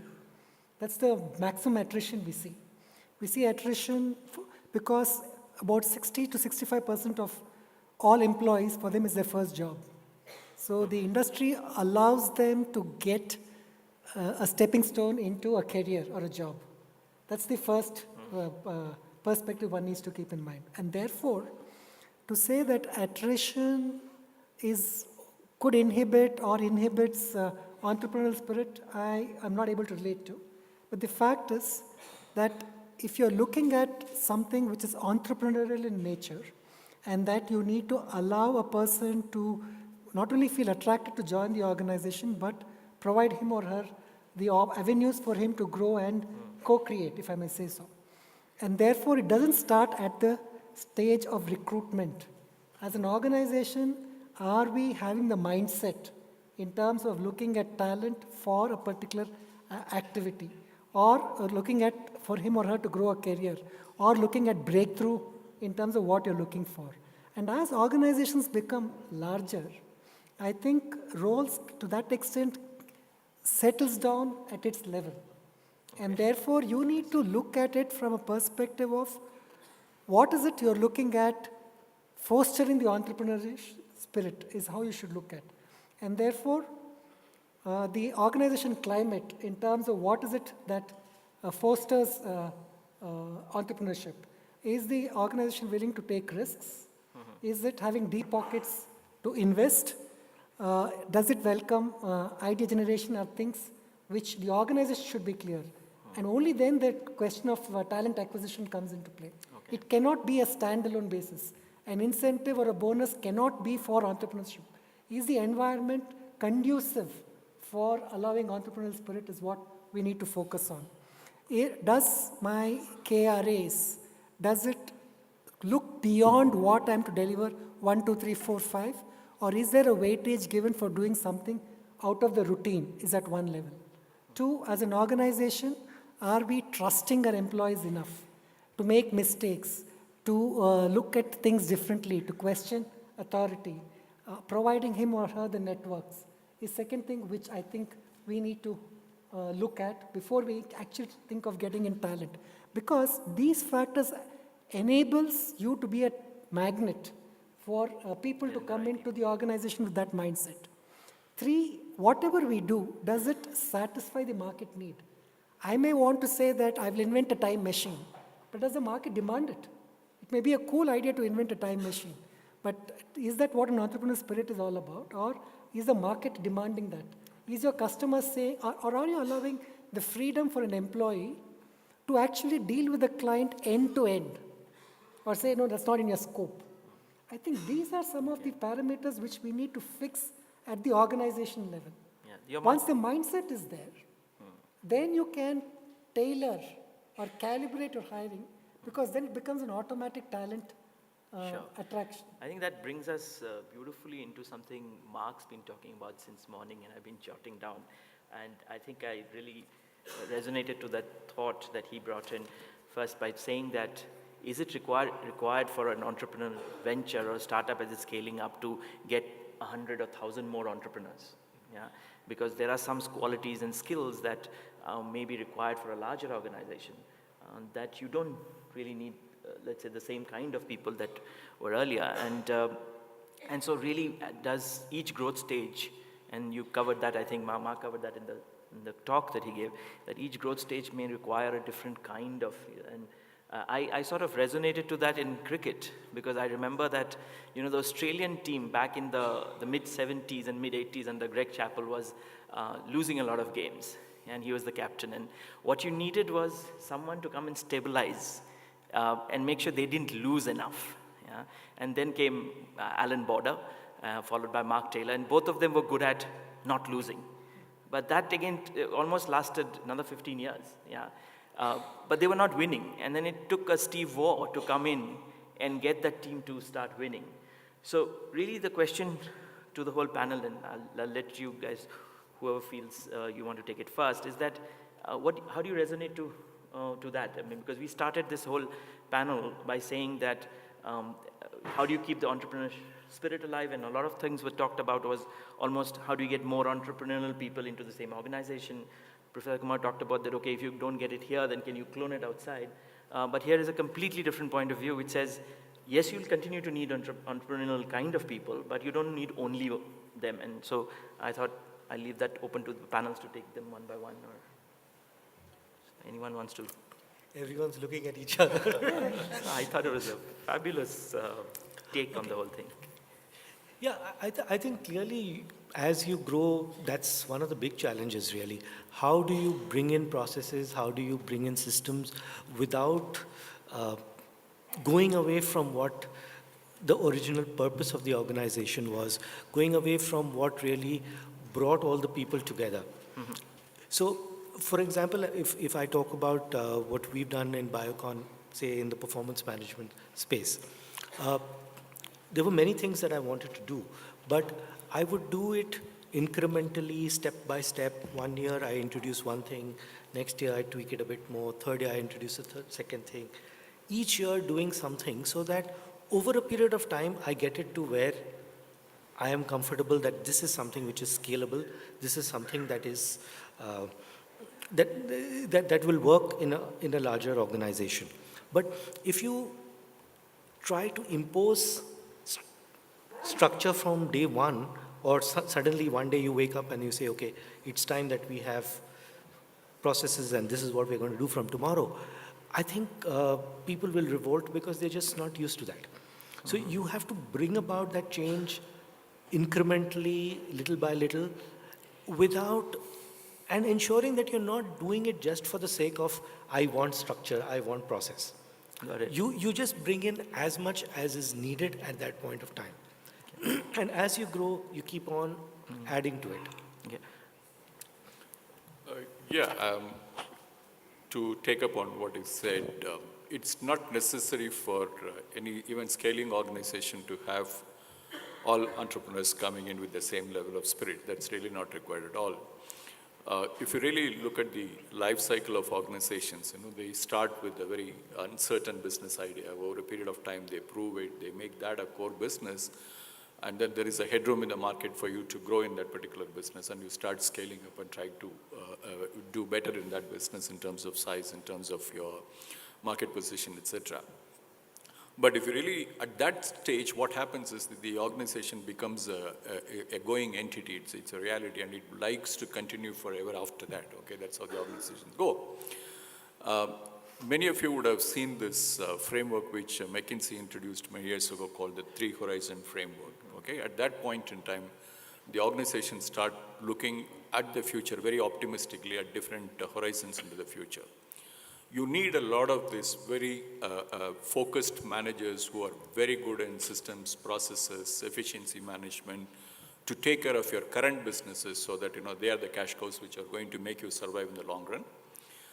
And you also realize that these businesses need not necessarily continue with the same strength forever, because if your business is so well, you can be very sure that competition will quickly come in and depress your profits. That means you need to have some emerging businesses. And even those emerging businesses over a period of time might become less competitive. That means you need to have those few kite-flying ideas which are your insurance for the next decade or next decade and a half. So if you have that vision of the business over the future, then you can see that you need very smart, creative, and visionary entrepreneurs to create the options for the next decade. You need people who are fairly good in wading through uncertain situations, making sense out of a fairly unstructured idea and then shaping it into a profitable business proposition when you're talking about the medium term in terms of creating new businesses. And you have very strong operational managers who don't want to take any risk, but then who will sort of rule with an iron hand as far as making your current businesses very profitable. So you need a mix of all these people. So having said that, one of the things organizations can do is, as Mark was talking about how people also evolve over a period of time, you keep observing in what trajectory are they going, pick the right people and give them those kind of responsibilities. That would actually make a very, very evenly distributed pool of talent which you can gather. That's nice. So Ajay, if you take your organization, and I don't know enough, but I would imagine you're at this point grappling in if the McKinsey curve is at the lower curve and you don't really have kite-flying ideas, but you need to balance some of what Professor Kumar said within that.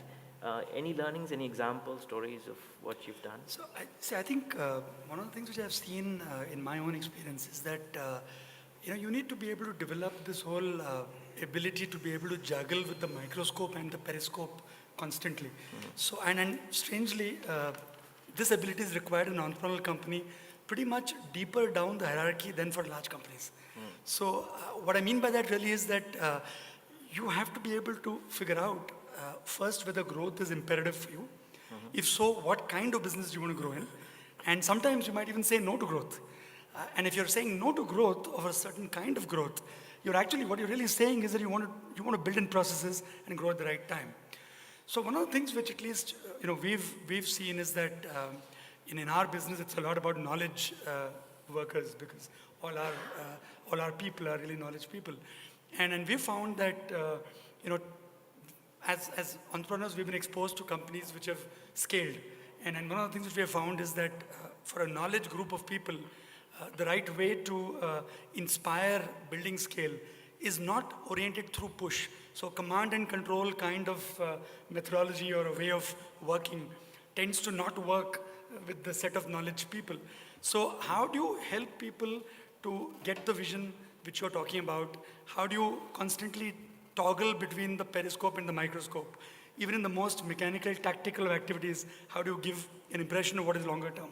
I think it becomes very critical to create people in a mental state to want to grow. And then when you start doing that, I think one important thing is that you need firefighters. And in every young company, if you don't have firefighters, that sudden client demand or sudden need to build a product overnight doesn't get met. But along with the firefighting, you need to be able to bring in and show people what are the fire extinguishers, which are the processes. So if you're able to do both, which is there are enough fires which are creating the energy, the entrepreneurial energy for growth, and you have the right people who get excited by those fires, but you have, through mentoring, coach people to also show the right fire extinguishers. I think you start to build a culture of saying, at every stage of growth, point the right people towards the right opportunities and get the people who are more stable to bring in the equivalent of fire extinguishers. Sure. So before I go into the audience, would you like to add anything on the topic? Yeah, I think in addition to the mindset, the leadership needs to be inspirational first. I think that becomes critical. And then it needs to also look at welcoming new ideas.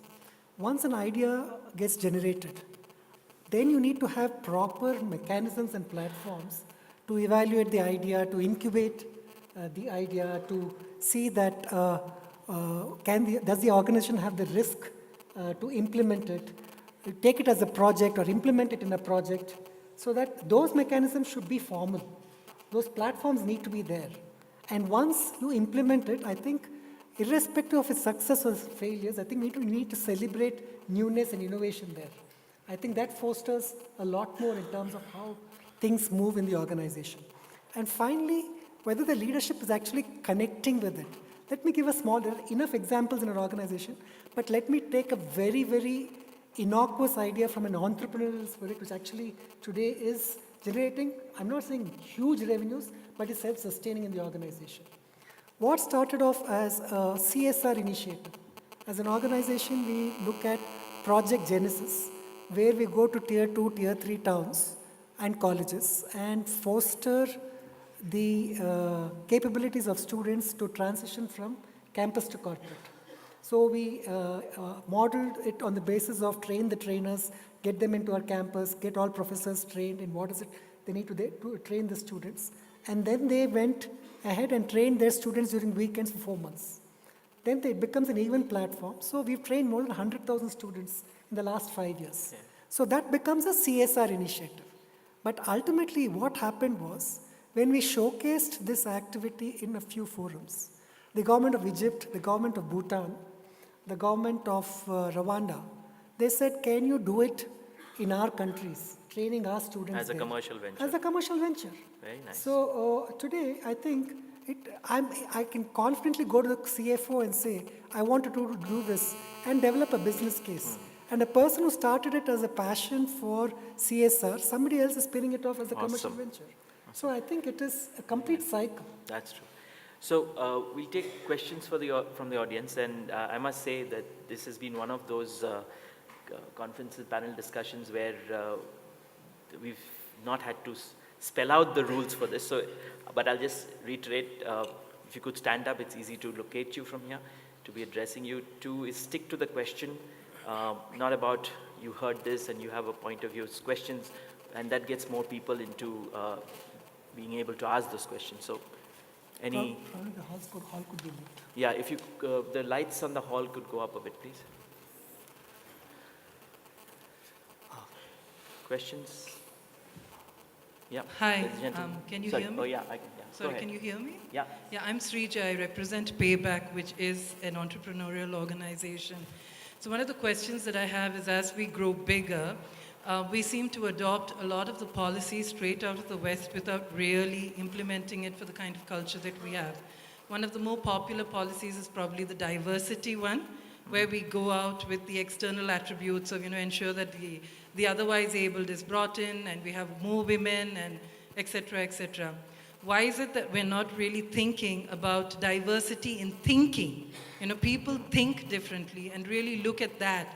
Create policies to be able to bring in people who think differently as opposed to people who look different, just to ensure that there is a match of everyone. Got that. Ravi, would you like to take it? Because I think you guys have done a lot of work on think different as well. So if you want to share.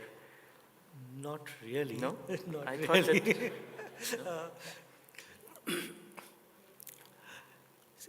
See, one thing is very clear that I think policies have to be suited to the organization and suited to the stage of growth that you are at that point of time.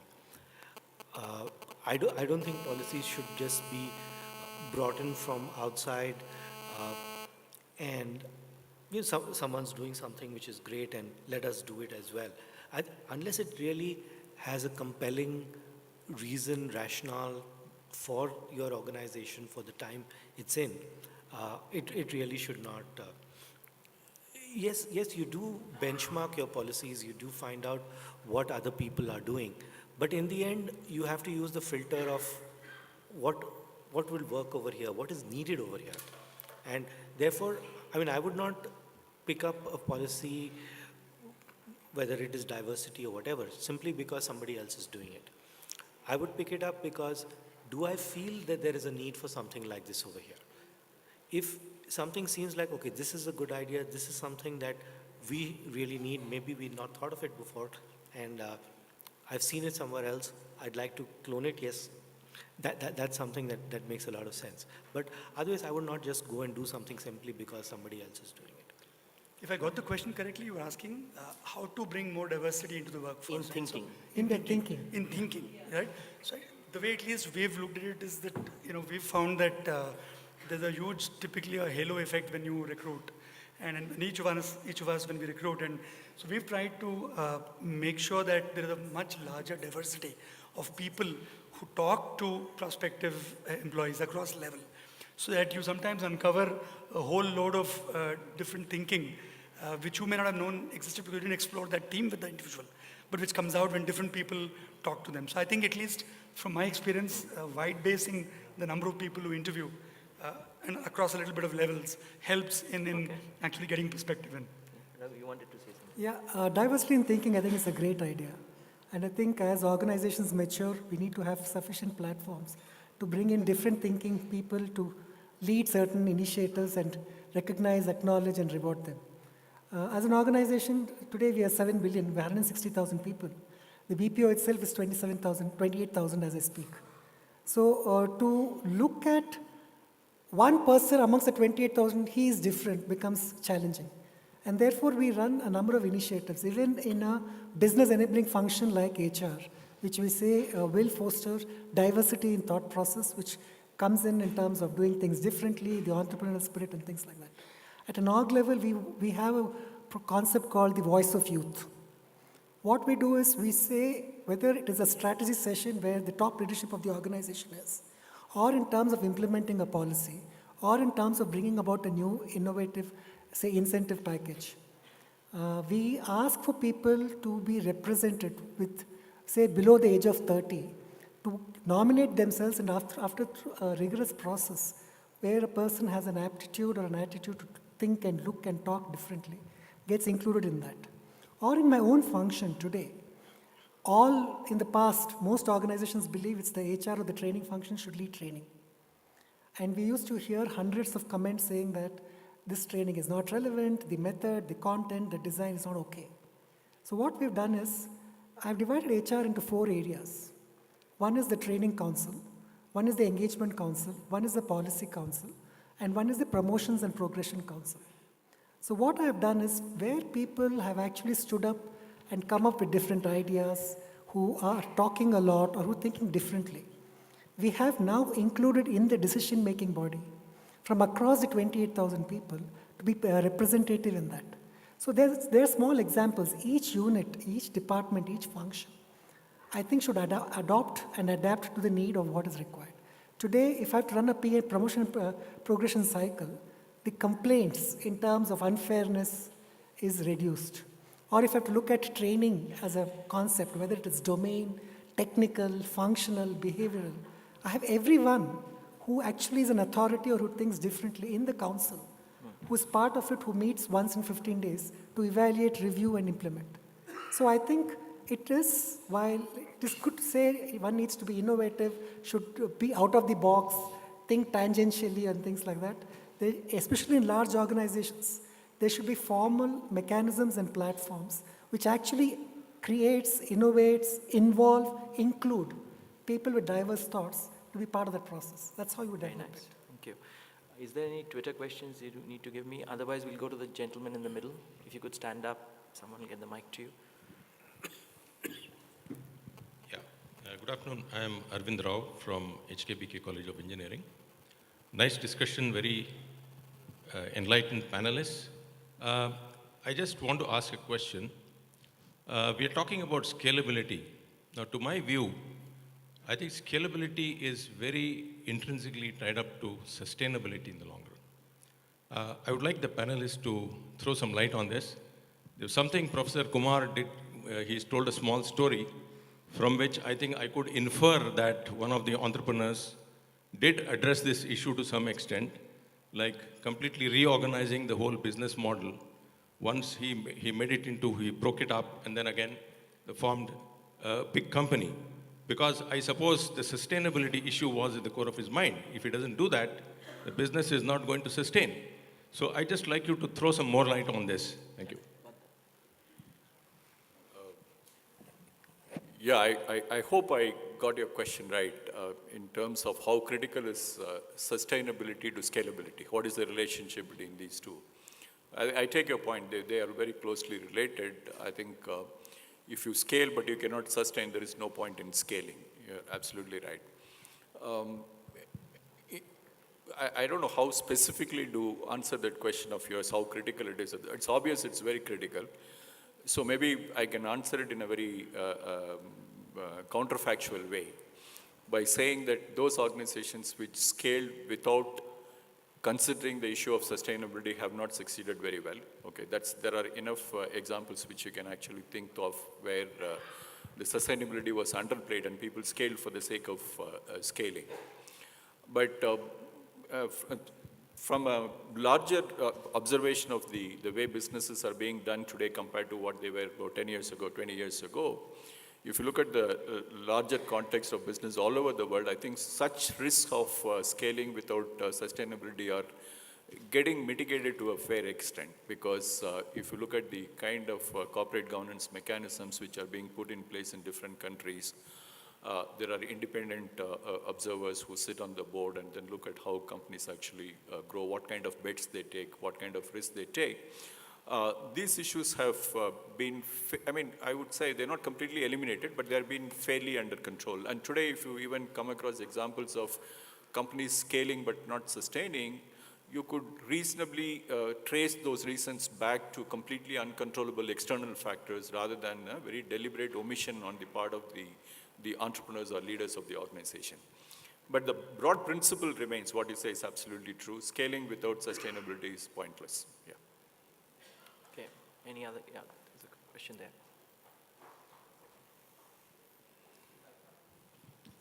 Hello, my name is Dipesh. I represent Bitla Software as its Chief People Officer. My question is to Ajay. Small organizations, as they grow or as they talk about scaling in entrepreneurial skills or in business or in terms of finance or whatever, they spend a lot of time in strategy, change management, and restructuring. This is something which happens because I relate to it because I come from a small organization which is as young as you guys are. What is the time, do you think, any organization should even think about the change management or restructuring? Is there a time limit to it, or is it something which is more on a need basis? So if I get your question right, when should you think about change management, right? Okay, so I think, when should you not think of change management is my response actually, because you're changing almost every second day when you're a young company. I think the question really is that people aren't able to accept that change. So I think what you need to work on, because changes are really to do with, you might have to change your business model, you might have to change the way you go to market.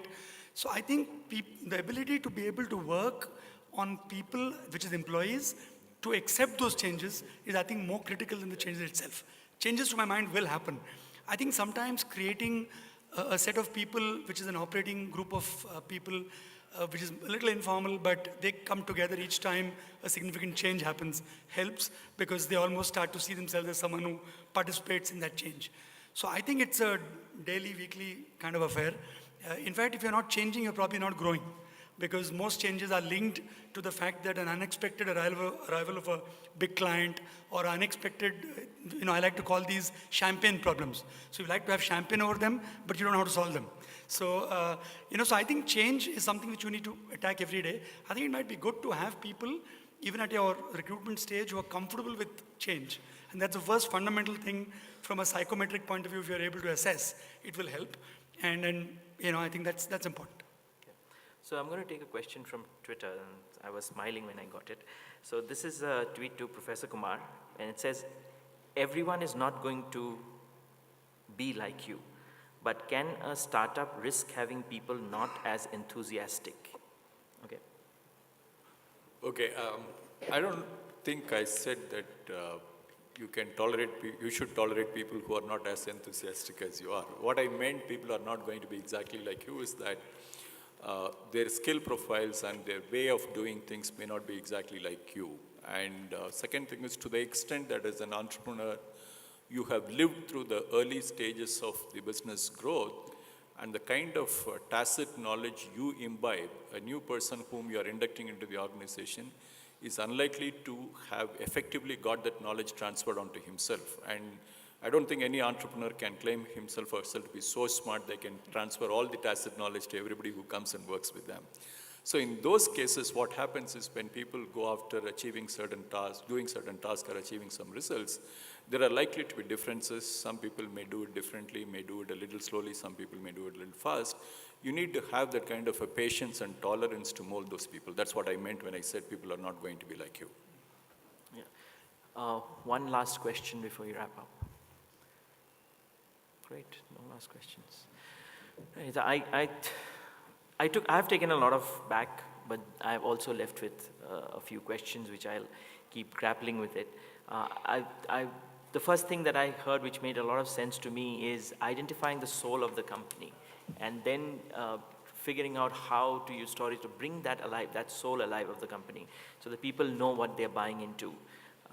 I really liked Professor Kumar's idea of cloning the entrepreneurial spirit, and that's something that I hadn't thought of before. Then was the whole idea of how you use rewards beyond the CTC to try and get that spirit going. And then this thing of the balance, and I know it's going to be difficult for any organization to say that we need to promote risk-taking, but we can't be too risky about risk-taking. And how do we promote risk-taking, and what Professor Kumar said, and figure out which are the well-intentioned ones and learn from them. So how do you promote that while knowing that so that you can survive a big one there? So thank you everybody for that, and thank you audience. We will now be connecting live on to the US and have a session from Ranjan. So if you put it on. Thank you very much, Indranil. Well, if I could just request the panelists to remain where they are. Sure. We're going to be joined on the web by Mr. Ranjan Sinha, serial entrepreneur and founder, My Parichai, which is a recruitment site with a social twist. People can look for jobs via their social connections. It also enables users to contact the recruiters directly and earn by referrals. It is an aggregator that searches for jobs from various job portals on a single platform. And Mr. Ranjan Sinha will join us from California, where he is at the moment. And Mr. Chakraborty will engage with him for about 15 minutes to understand how to use social to build startups' people brand. So any moment now, Mr. Sinha will be on our screen, and you'll be able to see him. So he's obviously been listening to us in the last... He has been listening to us, and okay. he will appear on our screen. So basically, Ranjan, while we get him up, is going to be talking to us about how do you use social media to help scale up? How do you use that to get the right people, the right fit, the stuff that we've been talking about? So I can now see him there. So hi, Ranjan. Hi. How are you? Thank you. We are fine. Thank you. So we are good to go with you. Okay, great. Can you see my screen? Yeah, we can see you on one screen. Is there a slide that needs to start on the other? Yes. Just a minute.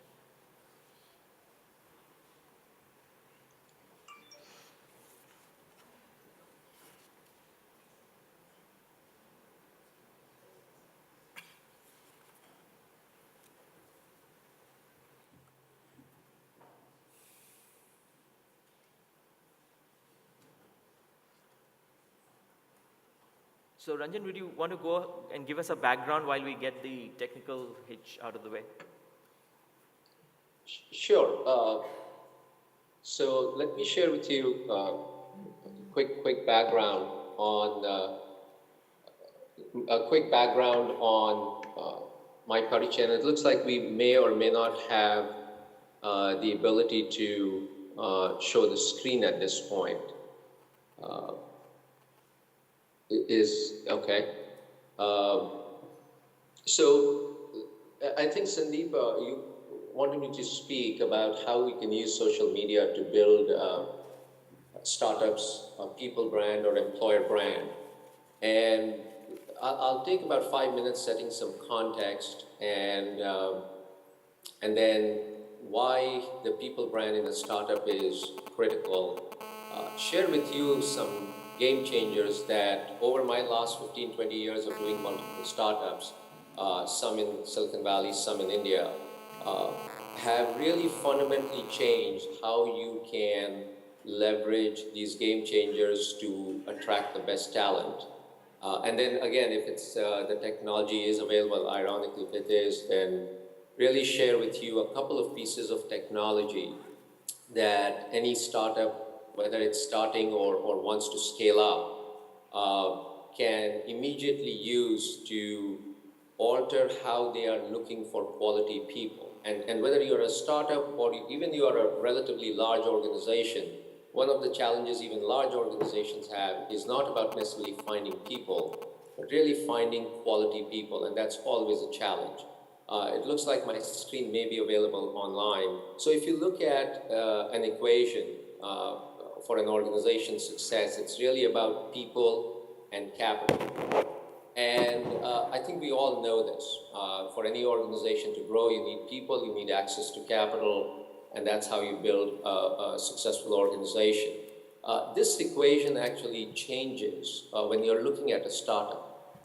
Anybody who has been in a startup, started a startup, the people component becomes exponentially more significant. And it fundamentally, because you will have a handful of people, could be to start with 2, growing to 10, 100, couple of 100, that would create significant financial value and significant value probably to society. So, and finding great people who understand a startup, who can be part of a startup team, is a very scarce commodity. And in fact, as a CEO, I probably spend clearly more time looking for great people, and then after that, trying to weave them into an effective team. Then I spend time looking for capital. Because if you have a good set of people, a great set of people that are going after a strong, powerful market vision. Today, capital is relatively commoditized and you can access capital, but clearly your success, if you have capital and you have the wrong equation of the people, it will be a very painful process and then perhaps not a success. So when you look at hiring people in a startup, or you want to scale a startup, or even within large companies, sometimes there is a notion of a corporate startup, where a large organization may want to create a group of people to go after something that they believe is perhaps high risk, but can be very, very high return. So the typical things we look for, and I think people have discussed this before this, as a startup, you should only hire A+ people, because you will have a lot of time to hire A-, B+ people as your organization will grow. But if you are not focused on hiring those A+ people, I think you may or may not have the luxury to hire those B- folks down the road. And partly because it's the A+ people that will become the core that will attract other A+ people. The second skill I look for is what I call hiring people who can punch above their weight class, and then taking a boxing analogy. I think you are looking for people who can clearly outperform and out-execute their peers. And because that is what demand of everybody in a startup will be. You would have to do probably things and in environments and conditions that your peers perhaps in a non-high growth mode are not experiencing. And the last part, I think it's attitude, and that attitude even becomes exponentially important because a startup team, whether scaling or going through its first 20 to 50, will spend an enormous amount of time, long weekends and long nights where either the software doesn't work or there is a series of unhappy customers. And that requires an attitude where people can argue, debate, but at the end of the day, you can go home and be friends and have a glass of beer.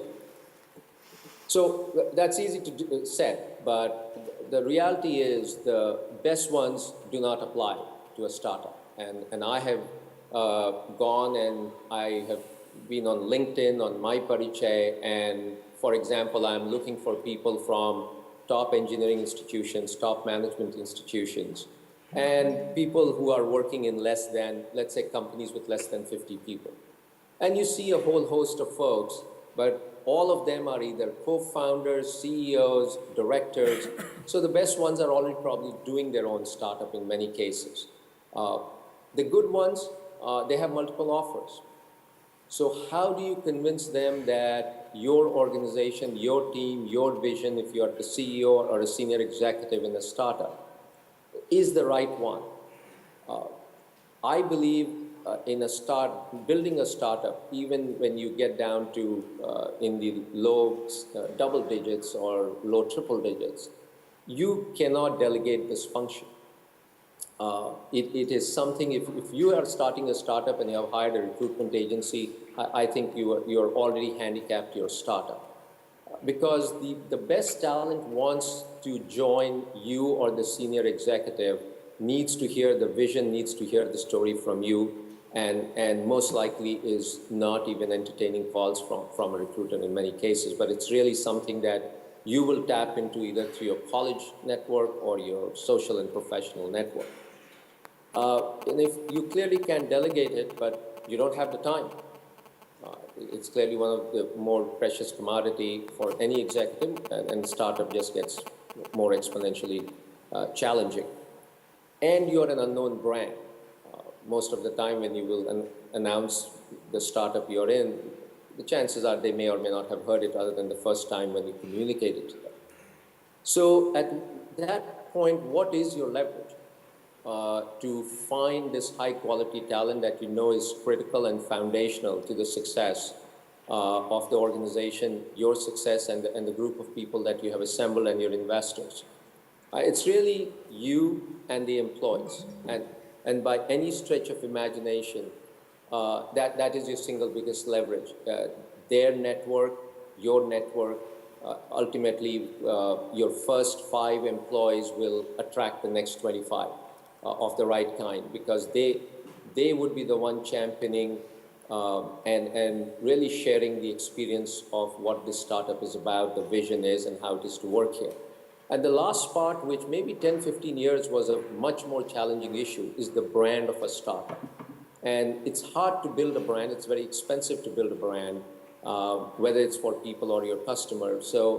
But that's one of the things that I believe has changed in the recent years. And if you believe hiring is a marketing process, then there are some distinct game changers that have entered the marketplace over the last 5 years. And if you as a startup, starting, scaling, or a large organization that's looking for quality people are not leveraging it, you are, again, seriously handicapping your ability to build the people component of your organization. And those game changers, when I think of it, maybe 15 years ago, when I used to go through a similar exercise where I wanted to find maybe a group of 10 people with certain kinds of profile, educational background, experience, I would normally hire somebody to do talent mapping. And these folks will go out and maybe spend a couple of weeks, sometimes a month, making phone calls, sending emails, and come back with me with a list of maybe 20, 25 people. That has dramatically altered because of social and professional networks. This is an amazingly powerful set of tools that gives you access to quality people literally with a few clicks. And one of the things that got us to start this organization, My Parichai, and which is becoming much more of a reality, this is what your peers who are in talent acquisition, talent recruitment around the world believe. These are response from about 3,300 leaders. They believe that social and professional networks will be the single biggest trend that will shape the future of recruitment as it comes to quality, as it comes to quality of hire. So, and Facebook is a professional network. And let me share what I mean by that. Even for the person who's using it, they may or may not view that as a professional network. From your vantage point, that from finding the talent, it is a professional network because you can find a lot about the person through Facebook, and Facebook recognizes it. And about a week ago, they announced, and you will see Facebook pushing if you're a Facebook user, more and more nudging you to add your professional information into your Facebook. And there'll be technology that will keep those two sets of information segregated. So let me share with you what I mean by a piece of technology that allows you to do the kind of things I'm sharing with you. So I'm here right now on my Parichay, and I use that very actively to find talent. And here is a gentleman that we were engaged and talking about, and he's a great talent from IIT Kanpur. One of the capabilities technologies like these allow you to do is, I would like to know if Nitin is a great talent. I would like to find out more people that Nitin knows from his own institution. And when I fire up out of the 3,000 folks, there are about 826 profiles that are all from IIT. And I now have the ability to send them a message. And when I send them a message, this message is going to go on their Facebook. It'll show up on their mobile device. It'll show up on their desktop versus getting lost somewhere in email. And you have a very powerful way to connect. You can go ahead and not only look at Nitin's, you can go ahead and look at his friend's connection. Here is a gentleman that looks like could have a good set of, he's a co-founder, he could have connections that may be relevant for me. And maybe if this person is from IIT, chances are I'm looking for somebody from a management institution, and I go ahead and look for how many of his 16,000 connections are from, and as I go look down, you can start finding people that now have background from a management school. And you can go ahead, send them a message. You can go ahead, view their connections. And if somebody is a CEO, they probably have vice presidents on their team.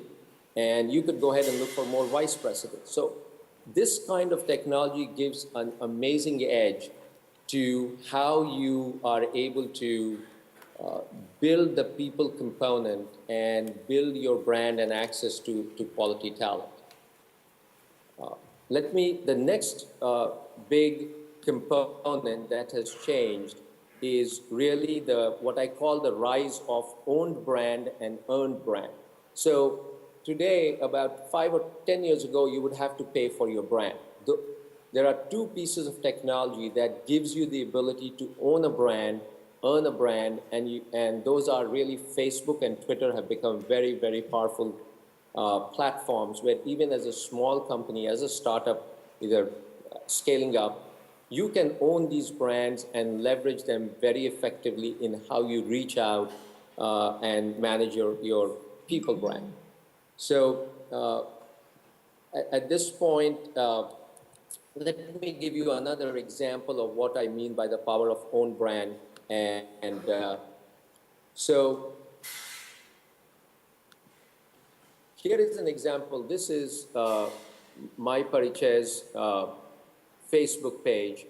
And there are about 44,000 people that basically have said, I want to hear from you, my Parichay. What you say, that is something interesting for me. And that gives us the ability, for example, if we have an earned brand where we are picked as something, as a top application, top software, I can, with a single click of a mouse, share that with about 44,000 people. And for that, I don't have to pay any extra. At the same time, you can see the power of that network. Those 44,000 people can go ahead, and when they share with their friends, that reach gets down to close to 500,000 people that have seen it, and about 5,000 people have actually engaged with it. Means they have liked it, commented on it, done various things with it. Now to get that kind of a brand capability to the right audience, to the right people community, it is going to be extremely expensive, and almost through traditional methods impossible. So the net is, I think there are some game changers as it relates to technology that are altering how and giving actually a much more level playing field for startups at different stages of their growth, and even large organizations that are looking for very high quality people to change their ability to manage their people brand. So at this point, I think I may have run out of my 15 minutes, so I'll stop. And thanks, Ranjan. Just one question before we wrap up. You mentioned that companies or startups could use various platforms, LinkedIn, Facebook, etc. Is there a recommendation that you have of a journey, or should they jump into all of them together? So I would suggest this is not a or choice, this is really an and choice, and I'll share with you why that is. LinkedIn, clearly you can find a lot of information, professional information about a person. But just like I shared with you, sometimes there is still a very large set of professional information sitting in somebody's Facebook network. And what I have shared with you is really scratching the surface.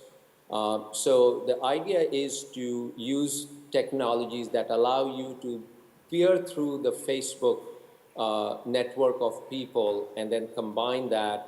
And what you really get is on LinkedIn, you get to see what the person's professional packaging of that person is.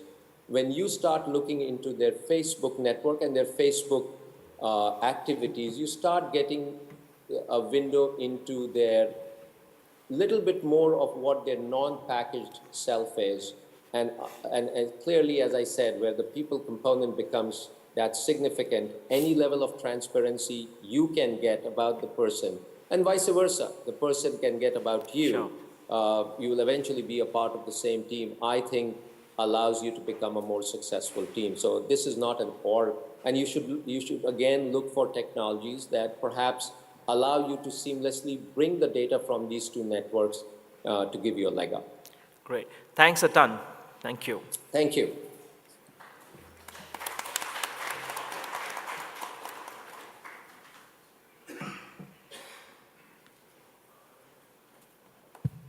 Thank you very much, Indranil, as well as our panelists, and Mr. Ranjan Sinha, who joined us from California.